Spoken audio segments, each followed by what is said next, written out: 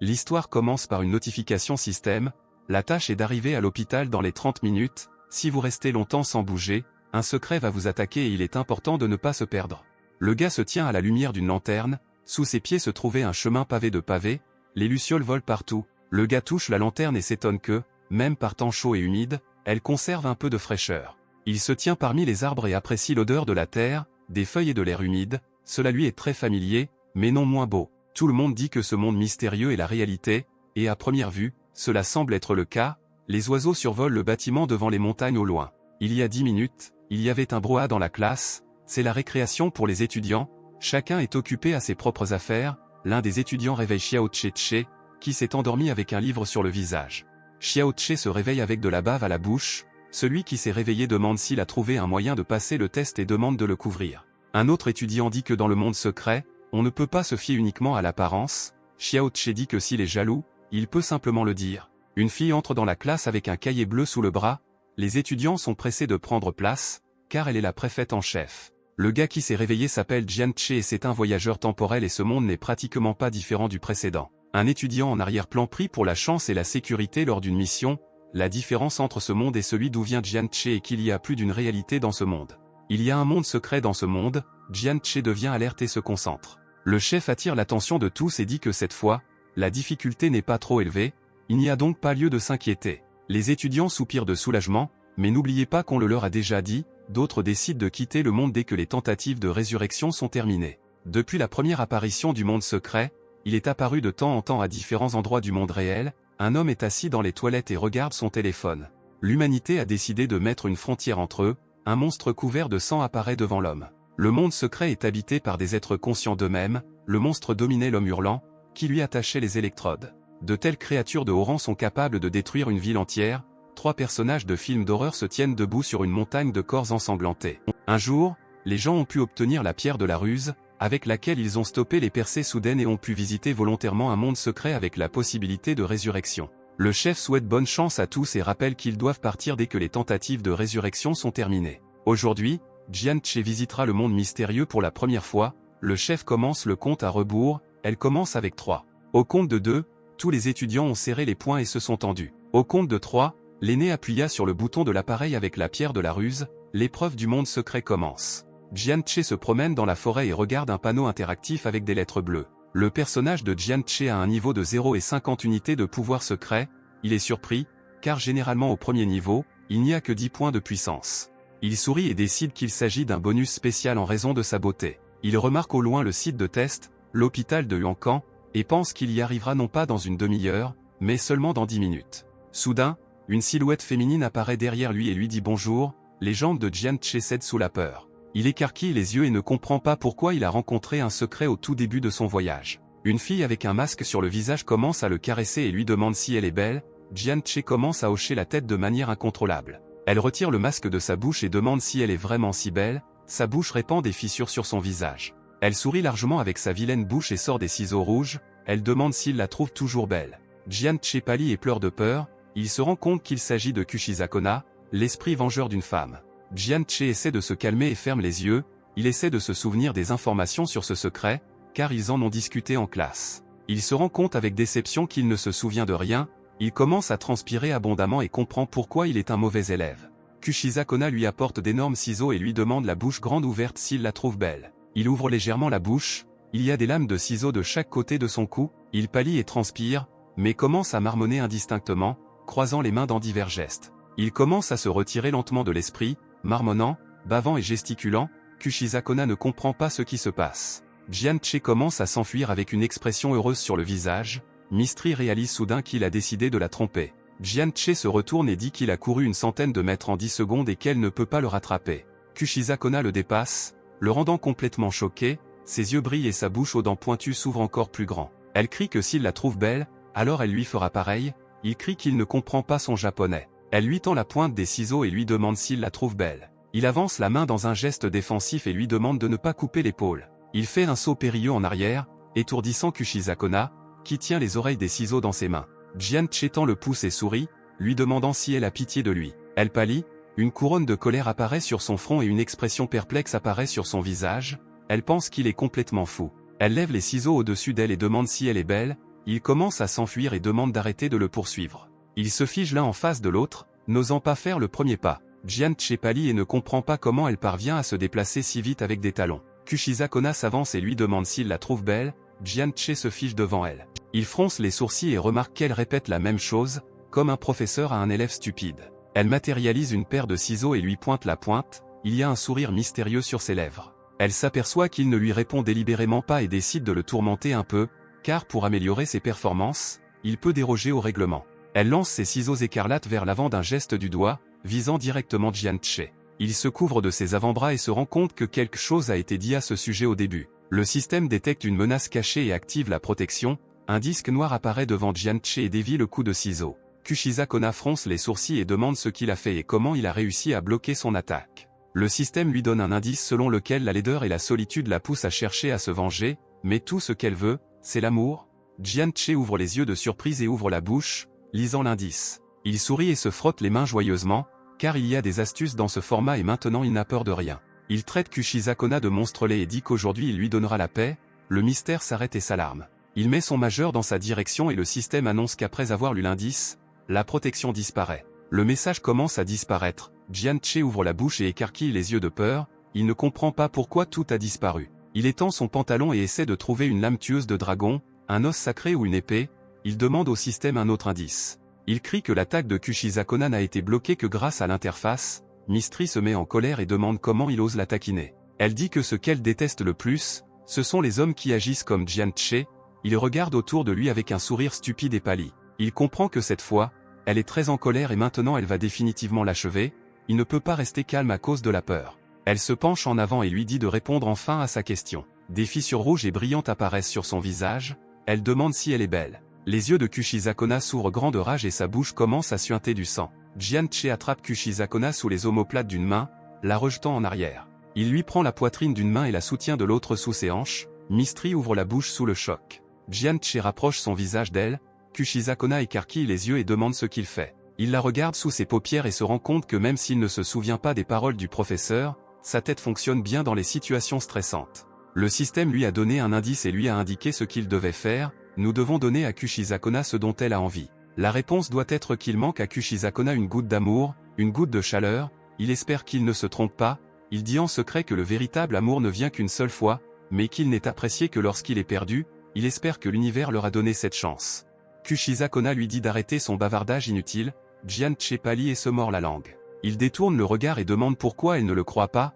Après tout, c'est évidemment l'occasion de se rapprocher et de vivre l'amour. Il ferme les yeux et dépose un baiser sur ses lèvres. Elle ouvre grand les yeux sous le choc. Elle rougit et essaie de rompre le baiser. Elle dit quelque chose d'inintelligible dans sa bouche. Il y a une légère rougeur sur ses joues. Il ouvre la bouche, capturant ses lèvres fermées. Elle ferme les yeux et rougit profondément. Elle décide de lui rendre son baiser jusqu'à ce qu'il s'arrête. Jian-che s'éloigna d'elle pour prendre une bouffée d'air. Leurs bouches sont reliées par un fil lumineux. Kushiza-kona ouvrit de grands yeux de surprise. Mystery lui serre les cuisses et se rend compte que le mec est vraiment doué pour travailler sa langue. Jian-che se détourna de Kushiza-kona et expira. Mystery ne comprend pas pourquoi il a arrêté de l'embrasser. Elle couvrit son visage rougi avec ses mains et le traita de salaud. Elle a l'air gênée et inquiète. Jian-che rougit également et réalisa qu'en plus du goût du sang, il ressentait également une sorte d'arrière-goût sucré. Elle s'éloigne de lui d'un bond, se libérant de son emprise sous ses côtes. Il la regarde sans comprendre la situation. Kushiza-kona ferme les yeux, serre les poings et rougit. Elle dit qu'elle s'appelle Xiaolei. Elle s'enfuit et crie en se retournant qu'elle va certainement se venger de lui et qu'il paiera également pour son acte. Il ne répond pas, mais sourit simplement, du sang immaculé sur ses lèvres après un baiser avec un secret. Il se tient parmi les arbres et regarde Kushiza-kona s'enfuir dans un silence complet. Il rougit et sourit, admettant qu'embrasser Kushiza-kona était très bon. Il a réussi à accomplir une mission cachée en embrassant Kushiza-kona. Pour cela, il reçoit des ciseaux sanglants en récompense. Il est surpris d'avoir reçu un objet interdit au tout début, même s'il s'agit de l'objet de niveau le plus bas, mais même eux sont très appréciés. Ciseaux de niveau F interdit, ils conviennent à bien plus que la simple coupe de cheveux. L'objet a été laissé par Kushiza-kona et ne peut pas être vendu. Jian-che sourit et ramène les ciseaux à plat sur sa poitrine. Les langues d'énergie commencent à se concentrer autour d'eux. Il jette les ciseaux par-dessus son épaule et se rend compte que l'esprit du protagoniste réside en lui et qu'il ne peut donc pas être un lâche. Il a réussi à se rendre à l'hôpital Yellow Spring. Il devra s'occuper des patients en tant qu'infirmier. Le délai de réalisation est de 7 jours. Le système vous indique qu'avoir de bonnes relations avec vos patients vous rapportera des points supplémentaires et que vous pouvez dormir en toute sécurité la nuit si vous n'ouvrez pas les yeux. Jian Che entre dans le hall de l'hôpital détruit, il regarde autour de lui, ne remarquant aucune source de lumière ni créature vivante. Le claquement des talons s'entend de derrière, Jian Che se retourne et voit une fille portant des chaussures rouges vifs. La jeune fille porte une tenue d'infirmière étriquée et un bandage d'infirmière, elle regarde le héros avec surprise et demande s'il est un débutant. Elle dit que Jian Che est responsable de 4 patients dans la salle 401, il devrait revenir ici la nuit pour recevoir son paiement. Il demande si quelqu'un d'autre est venu ici à part lui, l'infirmière répond qu'il le découvrira en travaillant. Elle sourit et dit qu'une personne est décédée un peu plus tôt, elle appelle le défunt poubelle. L'infirmière lève les yeux au ciel, tire la langue et dit que le défunt était sacrément savoureux. Jian Che pâlit et s'occupe de l'infirmière en retraite, il se rend compte que quelqu'un est mort au tout début et a été mangé, bien qu'il soit ressuscité. Jian Che ouvre les portes du 4e étage, les murs sont couverts de fissures et les lumières sont éteintes, il y a du silence tout autour. Il s'approche du bureau de garde et est surpris qu'il n'y ait pas une seule infirmière responsable derrière. Il ouvre les notes sur son bureau et se rend compte qu'il n'y a que 8 pièces à cet étage, dont 4 seulement sont occupées, ce qui signifie qu'il a moins de travail à faire. Il comprend que cette mission est de niveau de difficulté 4, ce qui signifie qu'elle devrait être simple, il décide de se rendre dans la chambre 401.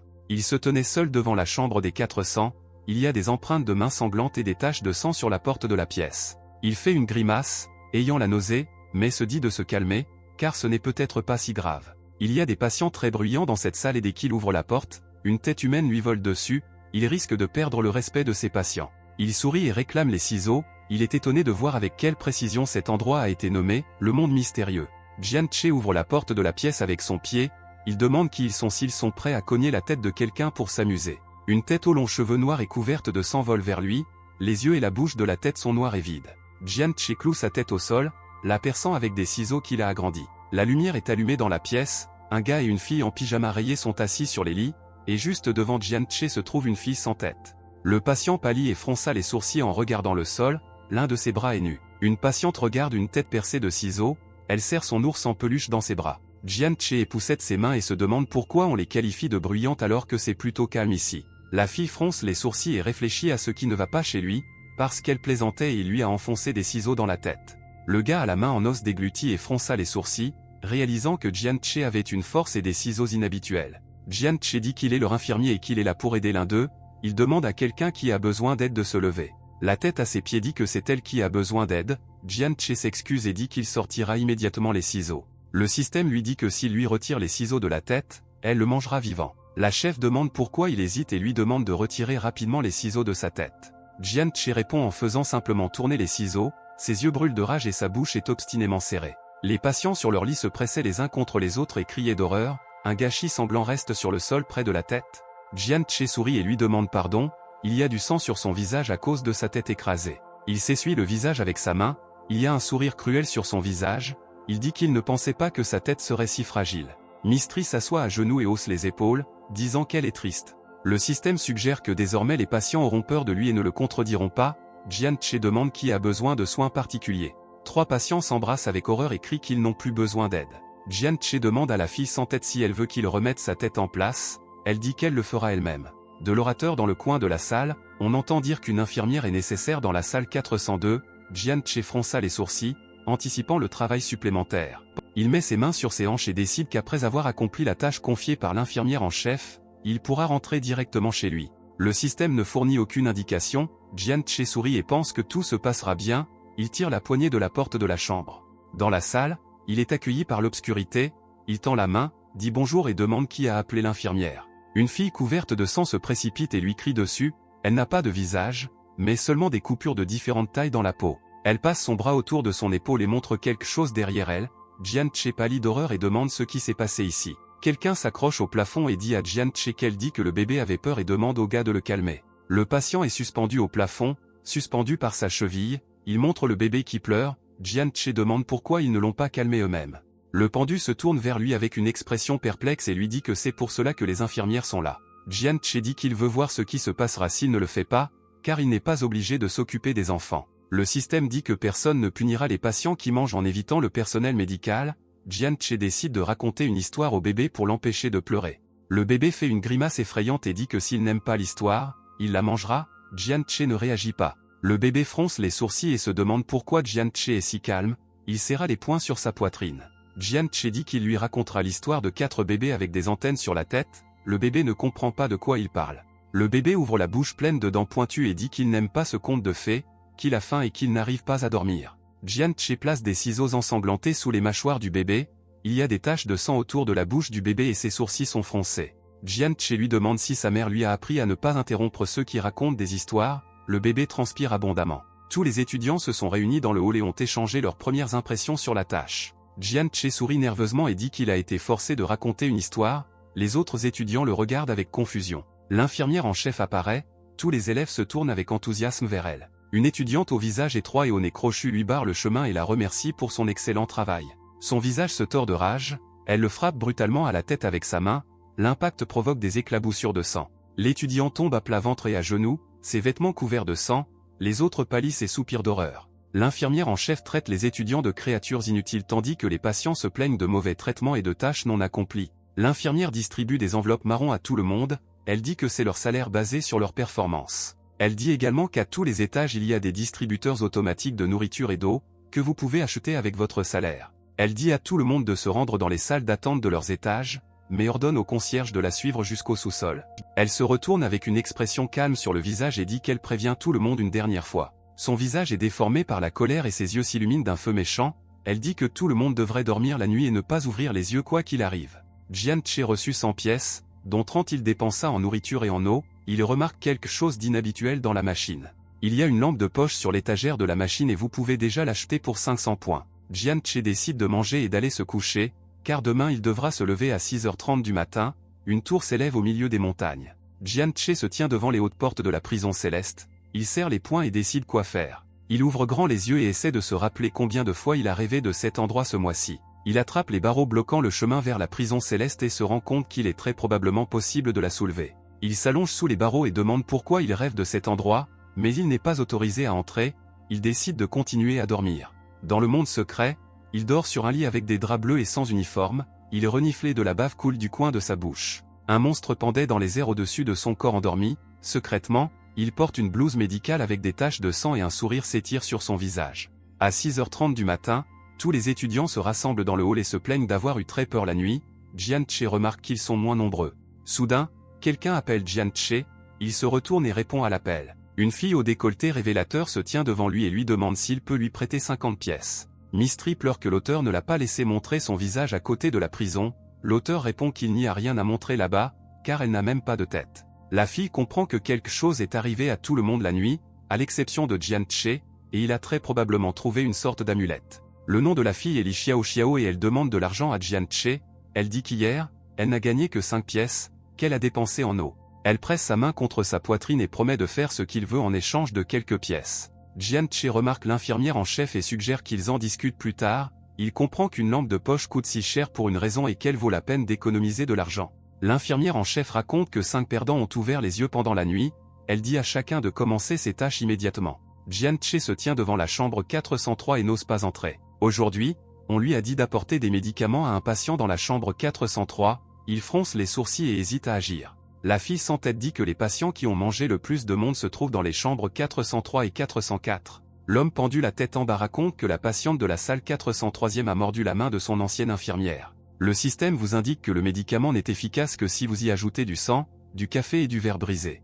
Jian-Che se tient debout avec une tasse remplie de café, de jasmin et de copeaux de verre, il comprend qu'aujourd'hui il doit être encore plus prudent. Il entre dans la pièce où est assise la jeune fille aux cheveux roux, il apporte une tasse de médicaments et dit qu'il lui a apporté la commande. Le café lui a coûté 50 pièces et il est content de ne pas avoir eu à y ajouter son propre sang, il place la coupe devant la fille au croc. La jeune fille prend la tasse et goûte le contenu de la tasse en léchant la mousse fouettée avec du verre écrasé. Elle ouvre grand les yeux de surprise, elle est émerveillée par l'arôme et le goût de la boisson apportée par Jian-Che. Elle saisit la tasse à 2 mains et boit bruyamment le contenu en rejetant la tête en arrière, des éclats de verre lui transpercent la gorge. Jian-Che serre les dents et pâlit à cette vue, il n'a pas assez de mots pour décrire son attitude. Le vampire lève les yeux au ciel de plaisir et dit que c'était divinement délicieux. Elle dit qu'il a réussi à lui faire plaisir et qu'il lui donne de l'argent pour pouvoir lui acheter du café tous les jours, Jian-Che est ravi de sa générosité. Il ferme la porte de la chambre et sort dans le couloir, serrant dans ses mains les billets que le vampire a donnés. Il pleure et sourit de bonheur, il est heureux que les dieux lui aient envoyé un cadeau si généreux sous la forme d'une fille riche.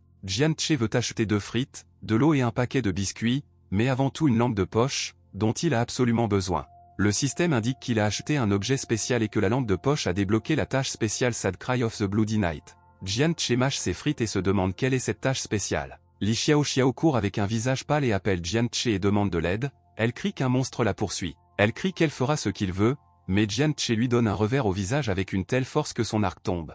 Li Xiaoxiao tomba à genoux devant lui, son arc rouge rebondit sur le sol et repose devant elle. Son visage est couvert de sang et elle demande à Jianche pourquoi il ne veut pas aider son camarade de classe. Jianche sourit et dit qu'ils ne sont pas camarades de classe et qu'il est temps pour la fille d'arrêter de faire semblant. Il pointe son majeur vers elle et dit qu'il est assez intelligent pour voir à travers son tour. Jianche dit que la fille devrait avoir un grain de beauté sur son sein gauche et que la créature devrait être plus professionnelle dans de telles bagatelles. Jianche comprend qu'il s'agit d'un secret de niveau 6 devant lui et que c'est un excellent moment pour s'entraîner. La créature arrache le visage de la jeune fille et dit qu'il a vu à travers très simplement et que c'est la seule raison pour laquelle il mérite de devenir sa proie. Jianche poignarde le cou de la créature avec des ciseaux, dont il a agrandi la taille, il y a un sourire cruel sur ses lèvres. Des taches de sang se sont répandues sur la peau restante de la créature, il serre les dents et lui demande d'attendre sous la pression. Le héros dit qu'à cause des bavardages, de nombreuses personnes sont mortes, il vaut donc mieux frapper avant qu'il ne soit trop tard, il attaque sans relâche plus loin. Il était 6 heures du soir, l'infirmière en chef a préparé des enveloppes à distribuer aux étudiants. Elle remet 3 enveloppes à Jianche et le félicite pour son excellent travail, elle dit à tout le monde d'aller se reposer. Les disciples remarquent que Jianche a reçu de l'argent supplémentaire et leur cœur se remplit d'envie. Le président de classe, Li Jiao, dit à tout le monde de se calmer car ils n'en sont qu'au début du test et il a une idée. Il s'inquiète du fait qu'ils n'ont terminé que 2 jours mais ont déjà perdu la plupart de leurs élèves, il aimerait donc discuter de la situation avec eux. Il dit qu'ils doivent travailler ensemble pour sauver des vies et gagner de l'argent, de la renommée et du pouvoir. Il dit qu'il a reçu un katana qui peut nuire au secret et il propose de mettre l'argent en commun pour obtenir la lanterne. Jianche comprend que le président veut avoir la priorité en matière de survie, mais le héros n'est pas intéressé à travailler ensemble. Jianche dit au revoir au président, il l'interpelle, lui demandant de penser à s'entraider. Le président Li Jiao lui crie de monter au 7e étage en cas de danger, Jianche promet qu'il y réfléchira. Jianche s'assoit sur le lit et étudie les invites du système, il lit des informations sur la mission secrète Sad Cry of the Bloody Night.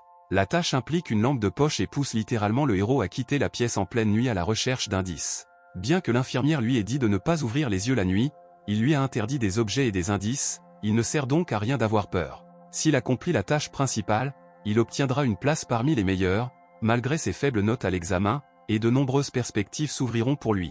Bien que le travail d'équipe soit une option, ce n'est pas la voie que Jianche souhaite emprunter, de plus, le président n'est pas une très bonne personne. Jianche décide de faire une sieste et de voir ce qui se passe la nuit, il est 10 heures du soir, Jianche ouvre lentement les yeux, se réveillant d'un court sommeil, il bâille et fronce les sourcils. Jianche s'assied et se frotte les yeux, heureux de ne pas s'être endormi, mais soudain, il se rend compte que quelque chose ne va pas, il pâlit et fronça les sourcils, confus, il se rend compte qu'il est dans une chambre d'hôpital. Jianche se réveille dans un endroit inconnu, il y a une dévastation totale autour de lui. Il ouvre grand les yeux et se rend compte que c'est là la véritable apparence de l'hôpital. Il décide d'allumer la lampe de poche, un compte à rebours de 3 heures apparaît immédiatement au-dessus de l'élément. Jianche avait le sentiment que cette fois, ce serait plus dangereux qu'il ne le pensait. Il s'approche de la porte et quelqu'un frappe fort de l'autre côté, il comprend qu'il y a quelqu'un de l'autre côté. Il regarde par le judas de la porte en fermant un œil, en réponse, un œil à la pupille très étroite le regarde. Soudain, de l'autre côté, il commence à tambouriner avec une force frénétique, suppliant Jianche de les laisser entrer, car ils sont pourchassés. Il continue de frapper à la porte, la voix de celui qui crie est similaire à celle de Liu Mengwei, Jianche demande de l'aide parce que quelqu'un approche. Jianche comprend qu'il ne peut pas ouvrir la porte, car on ne sait pas qui est là, de plus, la résurrection est à la disposition des étudiants et il ne faut pas qu'ils perdent la tête. Derrière la porte se cache un secret avec de nombreuses têtes qui sortent de son dos, le monstre demande à entrer. La tête sur le dos du monstre crie qu'il déteste Jianche et lui souhaite une mort douloureuse. Une mare de sang se répand sous la porte, Jianche décide que le problème a été résolu de lui-même. Soudain, une voix derrière Jianche demande pourquoi il ne l'a pas sauvé, le héros pâlit et écarquilla les yeux de peur. Il se retourne et braque sa lampe de poche sur la créature, Jianche ne comprend pas comment le secret est entré dans la salle. La lumière de la lanterne dissout le mystère, elle crie qu'ils ont étudié ensemble pendant 3 ans et qu'ils devraient mourir ensemble. Du mystère, il ne reste qu'une main sèche, des restes il y a une mauvaise fumée dont Jianche essaie de se cacher. Jianche est heureux que le monstre ait disparu et qu'il ait une lampe de poche avec lui, le fantôme aurait pu entrer directement, mais il a décidé de frapper théâtralement à la porte. Un cri se fait entendre de loin, Jian-Che comprend qu'une femme crie. Le système vous indique que la quête cri triste d'une nuit sanglante est terminée à 10%. Une difficulté élevée de la tâche signifie une récompense accrue pour son achèvement. Jian-Che doit retrouver la femme qui crie. À en juger par le son, la femme est loin et la lampe de poche durera un peu moins de 3 heures, le système ne donne aucune indication, alors il décide d'agir. Il se recouche sur le lit et sourit, il décida de dormir suffisamment jusqu'à demain. Jian-Che dit au vampire que quelqu'un dérangeait les étudiants avec des cris et des pleurs, il demande ce que cela pourrait être. Le vampire fronça les sourcils à ces mots et fronça le nez. Elle répond qu'il vaut mieux que Jian-Che ignore de telles bizarreries, le héros ne comprend pas pourquoi. Le vampire dit que sinon l'infirmière en chef les tuera tous et demande de ne pas se mêler de cette affaire, ses mains se crispent sur ses épaules et tremblent violemment, Jian-Che pâlit et fronça les sourcils. Il ferme la porte de la chambre du vampire et se rend compte que la tâche est liée à l'infirmière en chef, il décide d'aller chercher des indices plus tard. Jian-Che se souvient qu'aujourd'hui, il doit trouver un patient de la chambre 404 au 8e étage, une silhouette surgit par derrière. Jian-Che sort les ciseaux ensanglantés et se retourne, se préparant à se battre. Otto s'avère être le camarade de classe de Jian-Che et crie au frère du Che de lui pardonner, le héros demande pardon à Afu pour sa réaction. Afu demande si Jian-Che va au 8e étage, il travaillait auparavant au 8e étage et y a perdu Xiaojun. Après la résurrection, il a dit qu'il avait été confronté à un mystère et lui a demandé de choisir du papier rouge ou blanc, Jian-Che demande de quoi Afu parle. Afu joint les paumes et dit qu'il sait que frère Che ne travaillera pas avec lui, mais il espère que Jian-Che pourra répondre à l'une de ses demandes. Jian-Che sourit et dit qu'il fera confiance à Afu et fera de son mieux. Jian-Che est assis sur le couvercle des toilettes, le système demande pourquoi il est venu ici, Jian-Che dit que ce n'est pas une émission de télé-réalité. Sous la porte, soudain, des cartes rouges, jaunes et blanches apparaissent, Jian-Che ne comprend pas ce qui se passe. Une main passe sous la porte jusqu'au poignet et une voix s'adresse au visiteur du stand, prêt à poser une question. Jian-Che enfonce la porte, frappe le patient à la tête et crie qu'il ne choisira pas le morceau de papier rouge, blanc ou jaune. Le patient s'éloigne de la porte en rampant et est contrarié de ne pas avoir été autorisé à terminer sa phrase, Jian-Che invoque des ciseaux. Le gars poignarde le patient avec des ciseaux et exige que la vie de Xiaojun soit rendue ou qu'il paie la crémation, le patient s'excuse et promet de payer. La main couverte de sang du patient saisit les billets, qu'il remet à Jian-Che et lui demande de le laisser partir. Le patient dit que l'ami de Jian-Che a de la chance de l'avoir, le héros répond qu'il ne connaît pas vraiment Xiaojun et compte l'argent. Le patient s'essuie de son propre sang, mais se fiche d'incompréhension et d'irritation en entendant les paroles de Jian-Che. Jian-Che attrape le patient par les cheveux et lui demande s'il sait où se trouve le patient de la chambre 404. Le patient répond qu'il est dans les toilettes des femmes en face et demande à le laisser partir. Un patient avec une cicatrice sur la tête est assis dans une cabine, la tâche de Jian-Che aujourd'hui est de retrouver le patient de la salle 404. Le système veut que pour un homme accompli, il n'y ait pas de meilleure compagnie que l'alcool, le patient dit à Jian-Che de ne pas interférer avec sa lecture. Jian-Che pointe son pouce vers la sortie et invite le patient à boire ensemble du Maoté, une boisson fortement alcoolisée. Déchets, magazines et linge sale sont éparpillés sur le sol du bureau, les insectes volent. Le patient soupire de contentement, tenant une bouteille de Maoté dans ses mains, il s'essuie le côté de la bouche avec le revers de son poing, avalant les pilules. Jian-Che demande si le patient sait quels cris peuvent être entendus à l'hôpital au milieu de la nuit, le patient prend des antibiotiques Maoté. Le patient demande avec méfiance pourquoi Jian-Che est intéressé, il dit qu'il est simplement intéressé et fait allusion à quelques bouteilles supplémentaires. Le patient prévient que si Jian-Che continue de s'intéresser à cela, l'infirmière en chef le tuera certainement. Le patient accepte de le dire, Jian-Che ouvre grand les yeux, absorbé par l'intérêt. Le patient lui dit de monter sur le toit de l'hôpital et d'y jeter un œil, le ciel au-dessus de l'hôpital est peint dans des tons marron sanglants. Tena dit que si elle avait une tête, elle voudrait aussi boire l'antibiotique Maoté. Jian-Che se retrouve sur le toit de l'hôpital et s'approche du bord, il regarde le ciel rouge-brun devant lui. Ses yeux sont grands ouverts et il se demande s'il a bien entendu le patient depuis les toilettes. Il fronce les sourcils et tend les lèvres en signe de mécontentement, il pense que c'est un toit d'hôpital banal. Il se demande pourquoi le ciel est rouge et si l'hôpital est tout le monde secret ou seulement une partie de celui-ci, et comment ce monde fonctionne. Jian-Che décide de se concentrer sur la recherche d'indices, il décide de recommencer ses recherches la nuit, s'il n'y parvient pas pendant la journée. Soudain, quelque chose attire son attention, il hausse les sourcils de surprise. Quelque chose dans le renfoncement du toit reflète la lumière et scintille, Jian-Che se demandait ce que cela pouvait être. Il descend et trouve un téléphone, il remarque que ce téléphone est assez bon marché, mais le récupère. Le système met à jour les informations sur la quête cri triste de la nuit sanglante et informe que la progression est de 50%. Jian-Che sourit avec contentement, réalisant que le téléphone est un élément clé et qu'il a beaucoup de chance. Le système vous dit que le secret est caché dans l'ombre, mais lorsque vous commencez à fouiller dans les secrets des autres, les gens commenceront à vous fouiller. Soudain, Jian-Che sentit une forte aura d'une créature plus forte que le niveau 6 dans son dos. Il comprend qu'il ne peut faire face qu'à des créatures inférieures au 6e niveau, et non à celles qui sont même légèrement plus fortes. L'infirmière en chef s'approche de lui et lui demande ce qu'il fait ici. Il y a une expression insatisfaite sur son visage. Jian-Che se gratte maladroitement l'arrière de la tête, le salue et lui dit qu'il vient de décider de sortir prendre l'air. L'infirmière le regarde avec mécontentement et lui demande s'il a décidé d'ignorer ses devoirs. Jian-Che dit qu'il a trouvé le bon patient, mais sa chambre sentait si mauvais qu'il voulait prendre l'air. Jian-Che sait que si elle ne le croit pas, elle le tuera sur le champ. Il réclame les ciseaux et espère que tout se passera bien. L'infirmière en chef regarde Jian-Che d'un air perçant, elle lui dit de sortir d'ici et de terminer ses missions. À 6 heures du soir, les étudiants se réunissent et discutent du fait que le chef s'est simplement approprié leur argent. Jian-Che ne reçoit que 50 points, le président de classe dit que la dernière fois, il a eu de la chance avec ses gains. Jian-Che regrette de ne pas avoir lui-même pensé à simplement prendre l'argent des autres étudiants. Jian-Che s'assoit sur le lit et essaie d'allumer le téléphone en appuyant sur le bouton d'activation, les rayons du soleil pénètrent par la fenêtre. Jian-Che se souvient que le secret est caché dans l'ombre et décide d'essayer d'utiliser le téléphone la nuit. À 8h30 du soir, le téléphone s'est mis à fonctionner. Jian-Che est heureux d'avoir bien compris l'indice. Sur le téléphone de Jian-Che, il ne trouve qu'une seule vidéo de 13 secondes, il décide de le regarder. L'image de Jian-Che lui-même, assis sur le lit avec le téléphone, s'allume sur l'écran du téléphone. Soudain, Jian-Che dans l'enregistrement se retourne avec un sourire effrayant et de grands yeux. Jian-Che pâlit et serre les dents de peur, il se reconnaît dans la vidéo. Soudain, son double dans la vidéo sort un couteau et le porte à son visage. Il y a un sourire effrayant constant sur son visage. Jian-Che, tenant le téléphone, trouve une coupure sur sa joue, il comprend que ce qui se passe dans la vidéo lui arrive en ce moment même. Soudain, le sosie maléfique de la vidéo lève un couteau sur sa gorge, sur le point de le poignarder. Jian-Che lui demande de ne pas faire cela, mais se rend compte qu'il ne peut rien faire pour l'empêcher. Il se souvient de l'invité du système selon laquelle la lumière d'une lampe de poche peut chasser l'obscurité et bannir les ombres. Jian-Che dirige la lampe de poche directement sur l'écran du téléphone qu'il tient à la main, il serre les dents, sans perdre un instant. L'entité dans le téléphone commence à crier et à fumer, elle lui demande d'éteindre la lampe de poche et de s'arrêter. Le téléphone tombe sur le lit, toujours fumant, Jian-Che est content d'avoir une lampe de poche, sinon il serait déjà mort. Le téléphone est un élément clé, mais il constitue lui-même un danger.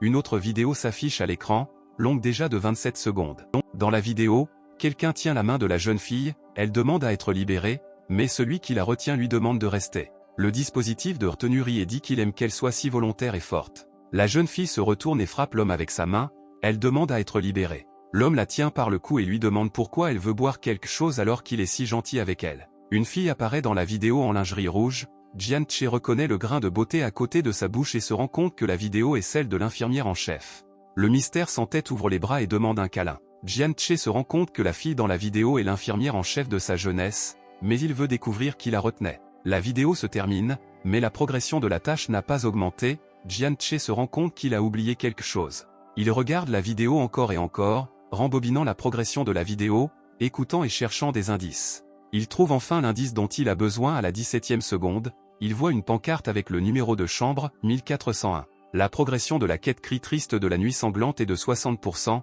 Jian-Che est heureux de se rapprocher de la solution. La lumière blanche et froide de la lampe torche tombe sur la porte fermée qui mène au 14e étage. Jian-Che transpire et souffle en montant les escaliers, il voulait prendre l'ascenseur, mais le système lui suggérait que cela pouvait être dangereux. Il atteint le 14e étage et regarde le numéro, il espère que la 1401e chambre se trouve ici. Il tend la main vers la porte et la pousse, mais soudain, le bruit des talons sur le carrelage perce l'air. Jian-Che s'appuie contre le mur et écoute, regardant à travers la fente de la porte. Le bruit des talons se fait entendre avec mesure et fort, Jian-Che voit la silhouette d'une infirmière qui ressemble à une infirmière en chef avec un couteau à la main. La silhouette couverte de sang s'approche et Jian-Che se rend compte qu'il s'agit d'une infirmière ordinaire. L'infirmière s'arrête devant l'entrée de l'étage et commence à regarder autour d'elle. Jian-Che pousse un soupir de soulagement, réalisant qu'il n'a pas été remarqué. Il devient méfiant, essayant de se rappeler s'il y avait une autre infirmière à l'hôpital, mais la voix de quelqu'un interrompt ses pensées, l'appelant frère.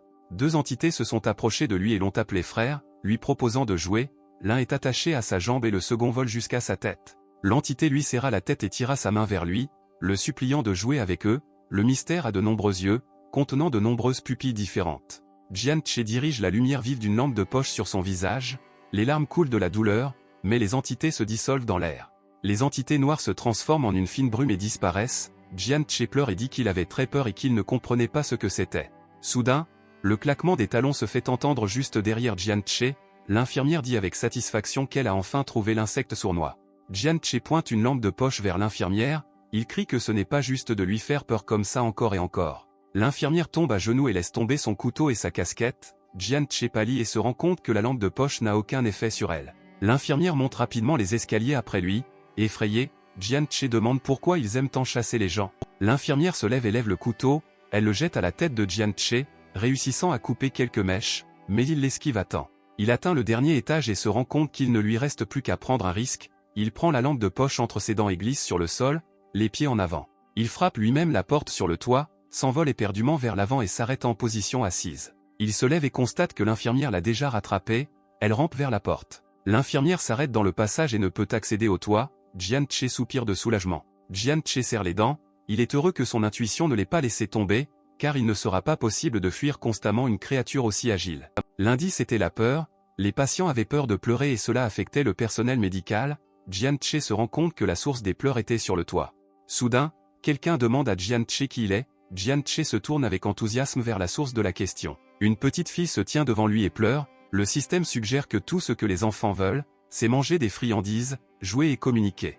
Jian-Che fait attention aux jambes émaciées de la jeune fille, il pince les lèvres de frustration. Il se penche vers la jeune fille et lui caresse la tête, il demande si le nom de la fille est vraiment Xiao et dit que c'est un très beau nom. Jian-Che dit qu'il est venu sur le toit pour jouer avec elle, la fille était heureuse et a arrêté de pleurer. Ils retournent ensemble au 14e étage, une sucette tombe du distributeur de nourriture et de boissons. Jian-Che tend une sucette à la fille dont les bras sont pleins de friandises et lui demande si elle est satisfaite. La jeune fille sourit joyeusement en retour. Il l'invitait à le rejoindre, la fille dit qu'elle est prête à aller n'importe où pour son frère aîné. Jian-Che pense que la fille est très gentille et innocente, il ne sait pas où se trouve sa mère maintenant, car la fille ne porte même pas de chaussures. Il tient la jeune fille par la main et éclaire la route avec une lampe de poche, il comprend que tant que Xiao sera avec lui, l'infirmière n'apparaîtra pas. Jian-Che décide de trouver la salle 1401, il s'approche de la porte désirée, son ombre tombe dessus, éclairé par une lampe torche. Il ouvre lentement la porte grinçante et regarde dans l'espace qui s'est formé. Jian-Che s'arrête soudainement et serre le poing, la fille lui cogne le dos et gémit. Elle sort la sucette de sa bouche et demande à Jian-Che, perplexe, ce qui s'est passé et pourquoi ils se sont arrêtés. Jian-Che couvre rapidement les yeux de la jeune fille avec sa paume et lui crie de ne pas regarder à l'intérieur. Le visage de Jian-Che est horrifié, il ne comprend pas comment quelque chose d'aussi sale a pu arriver ici. Le mystère sans tête souhaite bonne chance à tous et vous demande de toujours être sur vos gardes. Un homme est pendu à une immense croix de bois, ses bras, ses jambes et son cou sont attachés à un arbre avec des barbelés. Il lève la tête et respire de douleur. Jian-Che écarquilla les yeux à cette vue, il pense que ce qui se passe est terrible. La même infirmière rencontrée dans le couloir s'approche de l'homme, elle tient un couteau prêt. L'infirmière perce la gorge de l'homme et des gouttes de sang coulent sur la lame, il s'excuse, mais ses paroles sont interrompues par son propre cri de douleur. Jian-Che ne comprend pas comment cela peut arriver dans un hôpital, la jeune fille demande ce qui se passe. Il y a des mares de sang sur le sol, la peau de l'homme est déchirée comme des chiffons, Jian-Che commence à se sentir malade, mais il ne veut pas que Xiao voie ce spectacle. L'homme regarde Jian-Che et lui demande de l'aider, les veines étaient bombées sur son visage, mais le gars ne lui répond pas. L'homme crie de toutes ses forces pour que Jian-Che l'aide, mais l'infirmière arrête son cri d'un coup de couteau habile. La langue de l'homme de la croix retombe sur le sol, Jian-Che pinça les lèvres avec horreur devant ce qu'il vit. L'infirmière tient un couteau à la main, mais l'homme reste silencieux, Jian-Che suggère qu'il aurait pu mourir d'une telle torture. Jian-Che pâlit, l'homme recommence à implorer sa libération, il dit qu'il admet sa culpabilité. Les yeux de Jian-Che s'écarquillent et il ne comprend pas comment cela est possible, puisque sa langue vient d'être coupée. Toute la scène recommençait, c'est comme une boucle sans fin de souffrance, l'homme sur la croix dit qu'il ne recommencera plus. L'infirmière avec un sourire effrayant sur le visage se dirige à nouveau vers l'homme en levant son couteau, elle rit de contentement, des taches de sang recouvrent les murs et le sol, l'homme lui crie d'arrêter, qu'il ne recommencera plus et qu'il avait tort. Xiao touche la main qui lui couvre les yeux et lui demande de rentrer, car elle se sent mal. Jian-Che accepte, mais lui demande de ne pas ouvrir les yeux, il commence à s'éloigner progressivement de la salle 1401. Jian-Che ramène la jeune fille sur le toit de l'hôpital, Xiao s'avance, couvrant ses yeux avec ses paumes. Elle demande à Jian-Che si elle peut ouvrir les yeux, il répond que c'est possible maintenant. Il tend une énorme sucette multicolore en forme de cœur sur un bâton. Les yeux de la jeune fille s'illuminent et elle demande si c'est pour elle. Jiao-Che répond que la sucette est à elle et lui demande si elle l'aime. Elle presse la sucette contre elle et dit, rayonnante de bonheur, qu'elle l'aime vraiment. Jian-Che lui sourit, posant ses mains sur ses genoux. Soudain, la jeune fille tourne son regard excité vers Jian-Che et lui demande s'il reviendra jouer avec elle. Jian-che lui tapote la tête et répond qu'il lui rendra certainement visite à nouveau. La jeune fille lui sourit avec contentement. La quête cri triste d'une nuit sanglante progresse à 70%. Jian-che se rend compte qu'il lui reste encore un peu de temps pour terminer. Ceux qui accompliront cette tâche spéciale recevront des recommandations et une récompense en espèces d'1 million. Bien que Jian-che soit entré dans un nouveau monde, son passé reste le même et il se souvient de la façon dont sa sœur le rendait heureux avec des bonbons quand il était enfant. Il décide d'accomplir la tâche à tout prix pour que sa sœur ne se refuse rien d'autre. Soudain, le président de classe apparaît dans les escaliers avec une lampe de poche. Il appelle Jian-che. Le gars comprend que Li Jiao a pu économiser 500 pièces pour une lampe de poche et a également reçu une tâche spéciale. Le président se rend compte que Jian-che est arrivé le premier et ils ont reçu le même indice. Il dit de ne pas se mettre en travers de son chemin. Jian-che dit qu'il ne recommanderait pas d'y aller, mais il s'en fiche s'il meurt. Sans Xiao, aller au 14e étage est un suicide. Li Jiao crie qu'il peut faire aussi bien que Jian-che et qu'il ne devrait même pas penser à obtenir la récompense seul. À 6h30 du matin, un des étudiants crie qu'il est impossible de faire une injection forcée aux patients et traite tout le monde d'idiot. Les étudiants disent que la difficulté de la tâche était plus élevée que prévu et qu'ils ne savaient pas quoi faire depuis qu'ils sont venus ici pour la première fois. L'étudiant dit que les patients ont tué 13 personnes et c'est insensé vu le niveau de difficulté supposé. 13 personnes sont mortes après que Qingjiao ait signé un contrat avec l'esprit. Chacun des 13 avait son propre contrat avec les esprits. L'étudiant décide de quitter le monde secret, bien qu'il ait une résurrection, mais la douleur est bien réelle, il ne veut pas qu'on le remarque avant de mourir. Les deux autres étudiants décident également de mettre fin au devoir sans le terminer. Il semble que la tâche d'aujourd'hui ait poussé beaucoup de gens à abandonner. Jian-che se demande pourquoi plusieurs autres ont décidé de rester. Il leur jette un coup d'œil. Il voit Li Jiao, qui a réussi à revenir du 14e étage.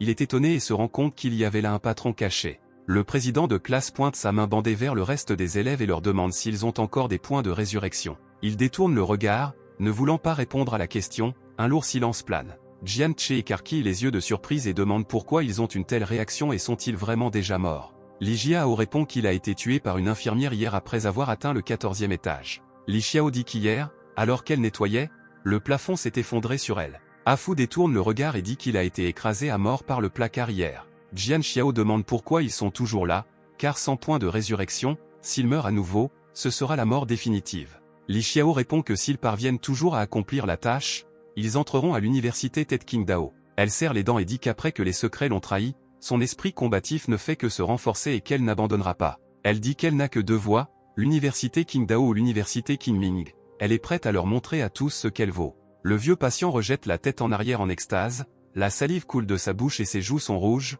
son cul nu est en l'air. Jian-che soupire de soulagement qu'il est enfin fini, il fait rouler un chariot avec un tas de seringues usagées, le patient dit qu'il est impoli.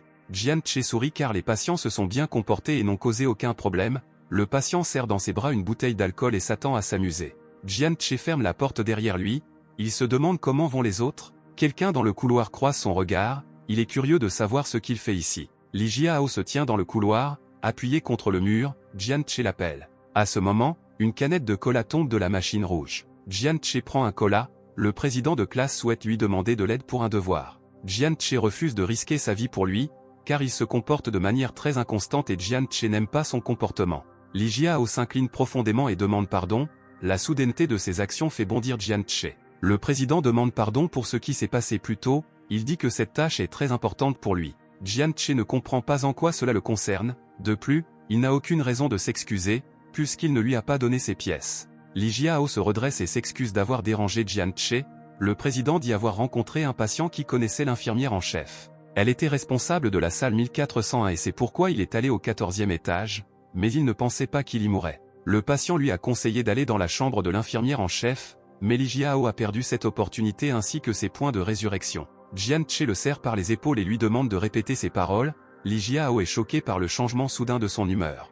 Jian-che dit qu'il ne peut pas laisser son camarade de classe dans le pétrin et hier, il s'est même vengé de Xiao Jun et lui a dit de demander à Afu. Quelqu'un est assis devant la télévision, qui diffuse un dessin animé sur une éponge de mer et une étoile, un bruit de succion se fait entendre. Le patient est assis sur le lit, il est de taille énorme, entouré de nourriture et de déchets, il veut appeler l'infirmière en chef pour changer de lit.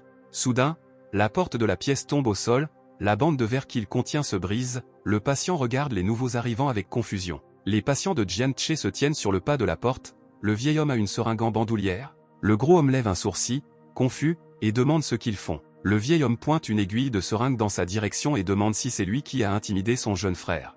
Le gros homme tente de les chasser, mais la foule se précipite dans la pièce et l'attrape pour lui faire une piqûre, un cri se fait entendre. Li Jiao se rend compte qu'il s'agissait de secrets de niveau 5 et est choqué que Jian Che puisse les commander. Il me rappelle la chambre de l'infirmière. Selon Jiao, l'infirmière en chef repose généralement au 4e étage. Jian Che se tient devant le seul ascenseur qui y mène. Il y a une sonnerie et les portes de l'ascenseur s'ouvrent. Jian Che entre. Jian Che clique sur le 4e étage souterrain. À côté de lui dans l'ascenseur se trouve un patient aux cheveux roses. L'ascenseur descend. La fille demande s'il se dirige vers la morgue. Jian Che le confirme. Elle répond que la morgue n'est pas vraiment un lieu pour les vivants. La jeune fille croit qu'il a pris un hallucinogène, car même elle a peur des fantômes de la morgue, même si elle n'est même pas humaine. La jeune fille dit que l'hôpital a plus de plusieurs centaines d'années et qu'en plus des patients, l'hôpital accepte les cadavres dans sa morgue. Dans la morgue, il y a des rangées soignées de lits avec des corps recouverts de draps ensanglantés. La morgue abrite des cadavres qui n'ont pas été identifiés. Peut-être, parce qu'il y règne un ennui mortel, les cadavres aiment-ils se promener dehors et disparaître. Jian Che demande s'il a bien entendu parler des morts vivants. La fille rit et dit qu'elle trouve elle-même cela étrange. Pour marquer les morts, l'infirmière en chef place une pancarte rouge sur leurs bras. La fille sourit largement et dit qu'elle a généralement un tel signe sur sa main. Elle fait la moue et regarde son poignet vide. Le patient fronce les sourcils. Elle se saisit la tête et couine, cherchant son bracelet d'identification. Jian Che ramasse le bracelet rouge avec le numéro 117. Il demande si c'est le bracelet que la fille recherche. Le patient lui arrache soudain le bracelet rouge des mains.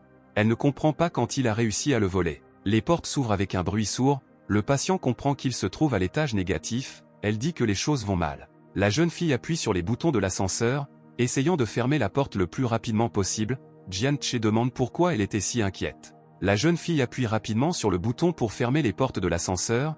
Elle se plaint que la porte se bloque toujours et qu'il est temps que quelqu'un la répare. On entend des bruits de pas traînant sur les carreaux. Jian Che sort hardiment la tête de l'ascenseur. La jeune fille se cache derrière le bord de l'ascenseur et regarde timidement. La silhouette solitaire d'un patient traîne ses pieds le long d'un long couloir, ses vêtements sont couverts de sang.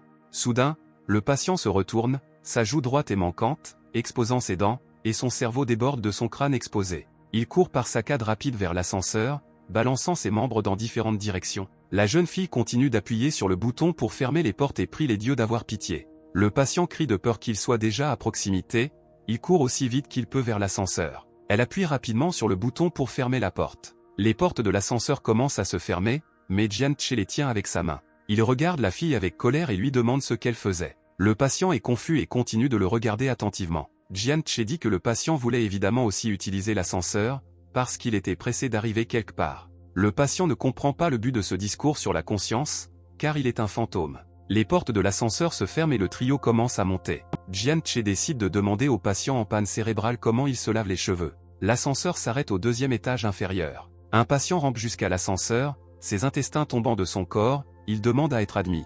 Jian Che décide de lui demander comment il prend son bain. Après seulement un instant, l'ascenseur descend jusqu'à l'étage inférieur. Jian Che aide la vieille dame à entrer et elle réfléchit déjà à la façon de voler son corps. La vieille dame dit qu'elle est très reconnaissante pour cette gentillesse. La salive coule de sa bouche. Sa mâchoire sort de sa bouche de surprise. Jian Che demande à la vieille dame où elle a acheté ses fausses dents. La patiente aux cheveux roses se met en colère et décide qu'elle en a assez. Son cou s'ouvre, révélant des rangées de dents pointues. Elle décide de manger du Jian Che tout de suite. Le patient en panne cérébrale lui demande de lui donner Jian Che. Le patient en fauteuil roulant fait appel à sa conscience et lui demande de lui donner du Jian Che. La vieille femme le frappe à l'arrière de la tête et lui dit qu'il doit céder à ses aînés. Il commence à se battre et à se disputer à propos de Jian Che. L'ascenseur atteint le 4e étage en dessous. La patiente serre le cerveau ouvert du patient avec sa main, mais soudain elle appelle tout le monde. La porte de l'ascenseur est ouverte. Jian Che disparut alors qu'il se disputait son corps. Jian Che sortit légèrement de l'ascenseur sans attirer l'attention. Les mystères sont des créatures très égoïstes et s'il y a plus de prédateurs que de viande à proximité, ils se battent entre eux. Jian Che était prêt au combat, mais il lui semblait très stupide. Le héros entre à la morgue. Le système prévient que dans un endroit aussi calme, vous ne rencontrerez ni regard méprisant ni voix dure.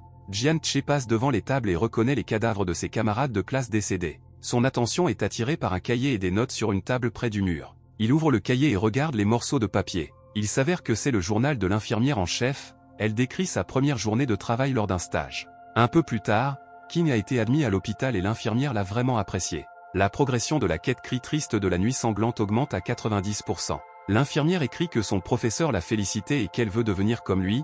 Son visage est dessiné sur la photo. L'enseignant a commencé à se moquer de l'infirmière, mais personne n'est venu à son aide, mais au contraire, ils l'ont condamné. Elle voulait que tout le monde sache qui il était, Elle a promis de le torturer pour l'éternité et a tué tout le personnel. Jian Che ferme le livre et se rend compte qu'il ne pensait pas qu'une histoire aussi sombre se cachait derrière cette tâche. Le système informe que la tâche est terminée à 99%. Jian Che ne comprend pas pourquoi il manque 1% d'achèvement. Le système vous informe que la mission secrète passe temporairement en mode cauchemar. La nuit, un tueur d'il y a 50 ans apparaîtra. Les étudiants froncent les sourcils avec enthousiasme, le cycle meurtrier approche. Jian Che rit, satisfait de cette évolution, le héros sait que le régime cauchemardesque se produit une fois tous les 100 ans et il a la chance d'y participer. En mode cauchemar, les récompenses sont plus généreuses. La quête cri triste d'une nuit sanglante devient dernier survivant. Jian Che est contrarié que la tâche qu'il a accomplie 99% du temps ait été remplacée par une autre. L'infirmière trouve Jian Che avec son journal dans les mains et lui demande ce qu'il fait ici. L'infirmière en chef a surpris Jian Che en train de lire son journal. Il s'enfuit et s'enfuit rapidement sans s'expliquer. L'infirmière l'écoute s'enfuir, mais ne l'arrête pas. Contenant ses émotions, Jian Che monte au premier étage. Ses camarades de classe se précipitent dans l'ascenseur avec enthousiasme, inquiets pour lui. Jian Che les regarde avec surprise, reconnaissant son ami à fou. Tous les 4 sont debout devant une table dans le hall.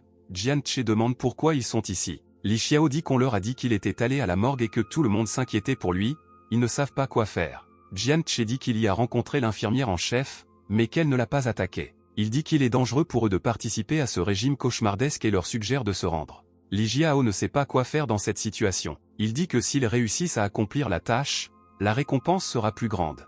Fu est horrifié par son idée, car le mode cauchemar pour débutants garantit la mort. Li Jiao dit qu'il n'a tout simplement pas d'autre choix. Il a pris leurs pièces et à son retour doit tous les dédommager. Li Xiao est touché. Fu décide de quitter le monde secret, car la vie est plus importante pour lui. En un instant, il disparaît, souhaitant bonne chance à frère Che. Jian Che dit qu'ils n'ont qu'une seule vie et qu'ils n'auront pas de seconde chance. Soudain, son visage se tord de dégoût, il baisse les yeux. Li Jiao et Li Xiao lui ont serré les jambes et l'ont appelé leur chef. Il leur dit d'arrêter, mais il le regarde avec pitié. Jian Che est d'accord, mais dit qu'il devrait se blâmer pour tout résultat. À la morgue, on entend le tic-tac régulier d'une horloge. L'infirmière en chef attendait depuis de nombreuses années un régime cauchemardesque. C'est l'infirmière en chef qui est devenue le tueur il y a 50 ans. Le système dit que le tueur viendra chercher les participants à minuit. L'horloge en bois indique minuit moins 5.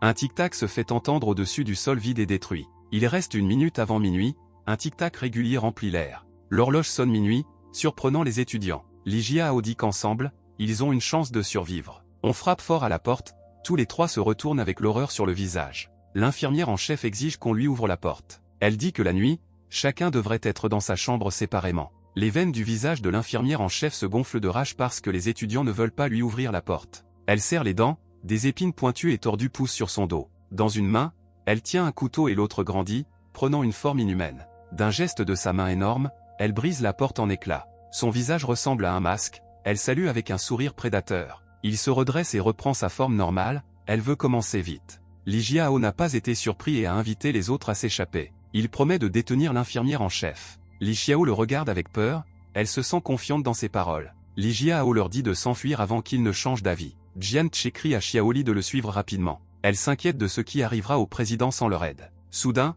quelque chose lui coupe les jambes sous le genou. Il s'avère que c'est le président qui a décidé de s'enfuir, la laissant derrière lui. Il la regarde avec regret, mais continue de courir en avant. L'ombre de l'infirmière en chef rattrape Li Xiao, du sang coule du couteau qu'il tient à la main. La jeune fille pâle tend la main en avant, appelant la Jiao. Le mystère sans tête conseille de ne pas risquer votre vie si vous pouvez l'éviter. Li Jiao s'enfuit, laissant Li Xiao à l'infirmière en chef. Jian Che court devant, mais décide de regarder en arrière. Le président de classe se précipite devant lui. Li Xiao se souvient à quel point le président était gentil avec elle et ne comprend pas son action. Jian Che lui crie de sortir rapidement de ce monde. Li Xiao tend déjà la main vers le bouton droit pour sortir. L'infirmière en chef la frappe sans pitié dans le dos. Elle continue de frapper et Jian Che décide de s'enfuir. Après avoir achevé l'étudiant, l'infirmière en chef ramasse le couteau ensanglanté. Il y a du sang d'étudiant sur sa joue et ses lèvres sont bien fermées. Elle tourne son attention vers les étudiants en fuite. Li Jiao et Jian Che atteignent le 14e étage, essoufflés. Le président lui dit de ne pas le juger,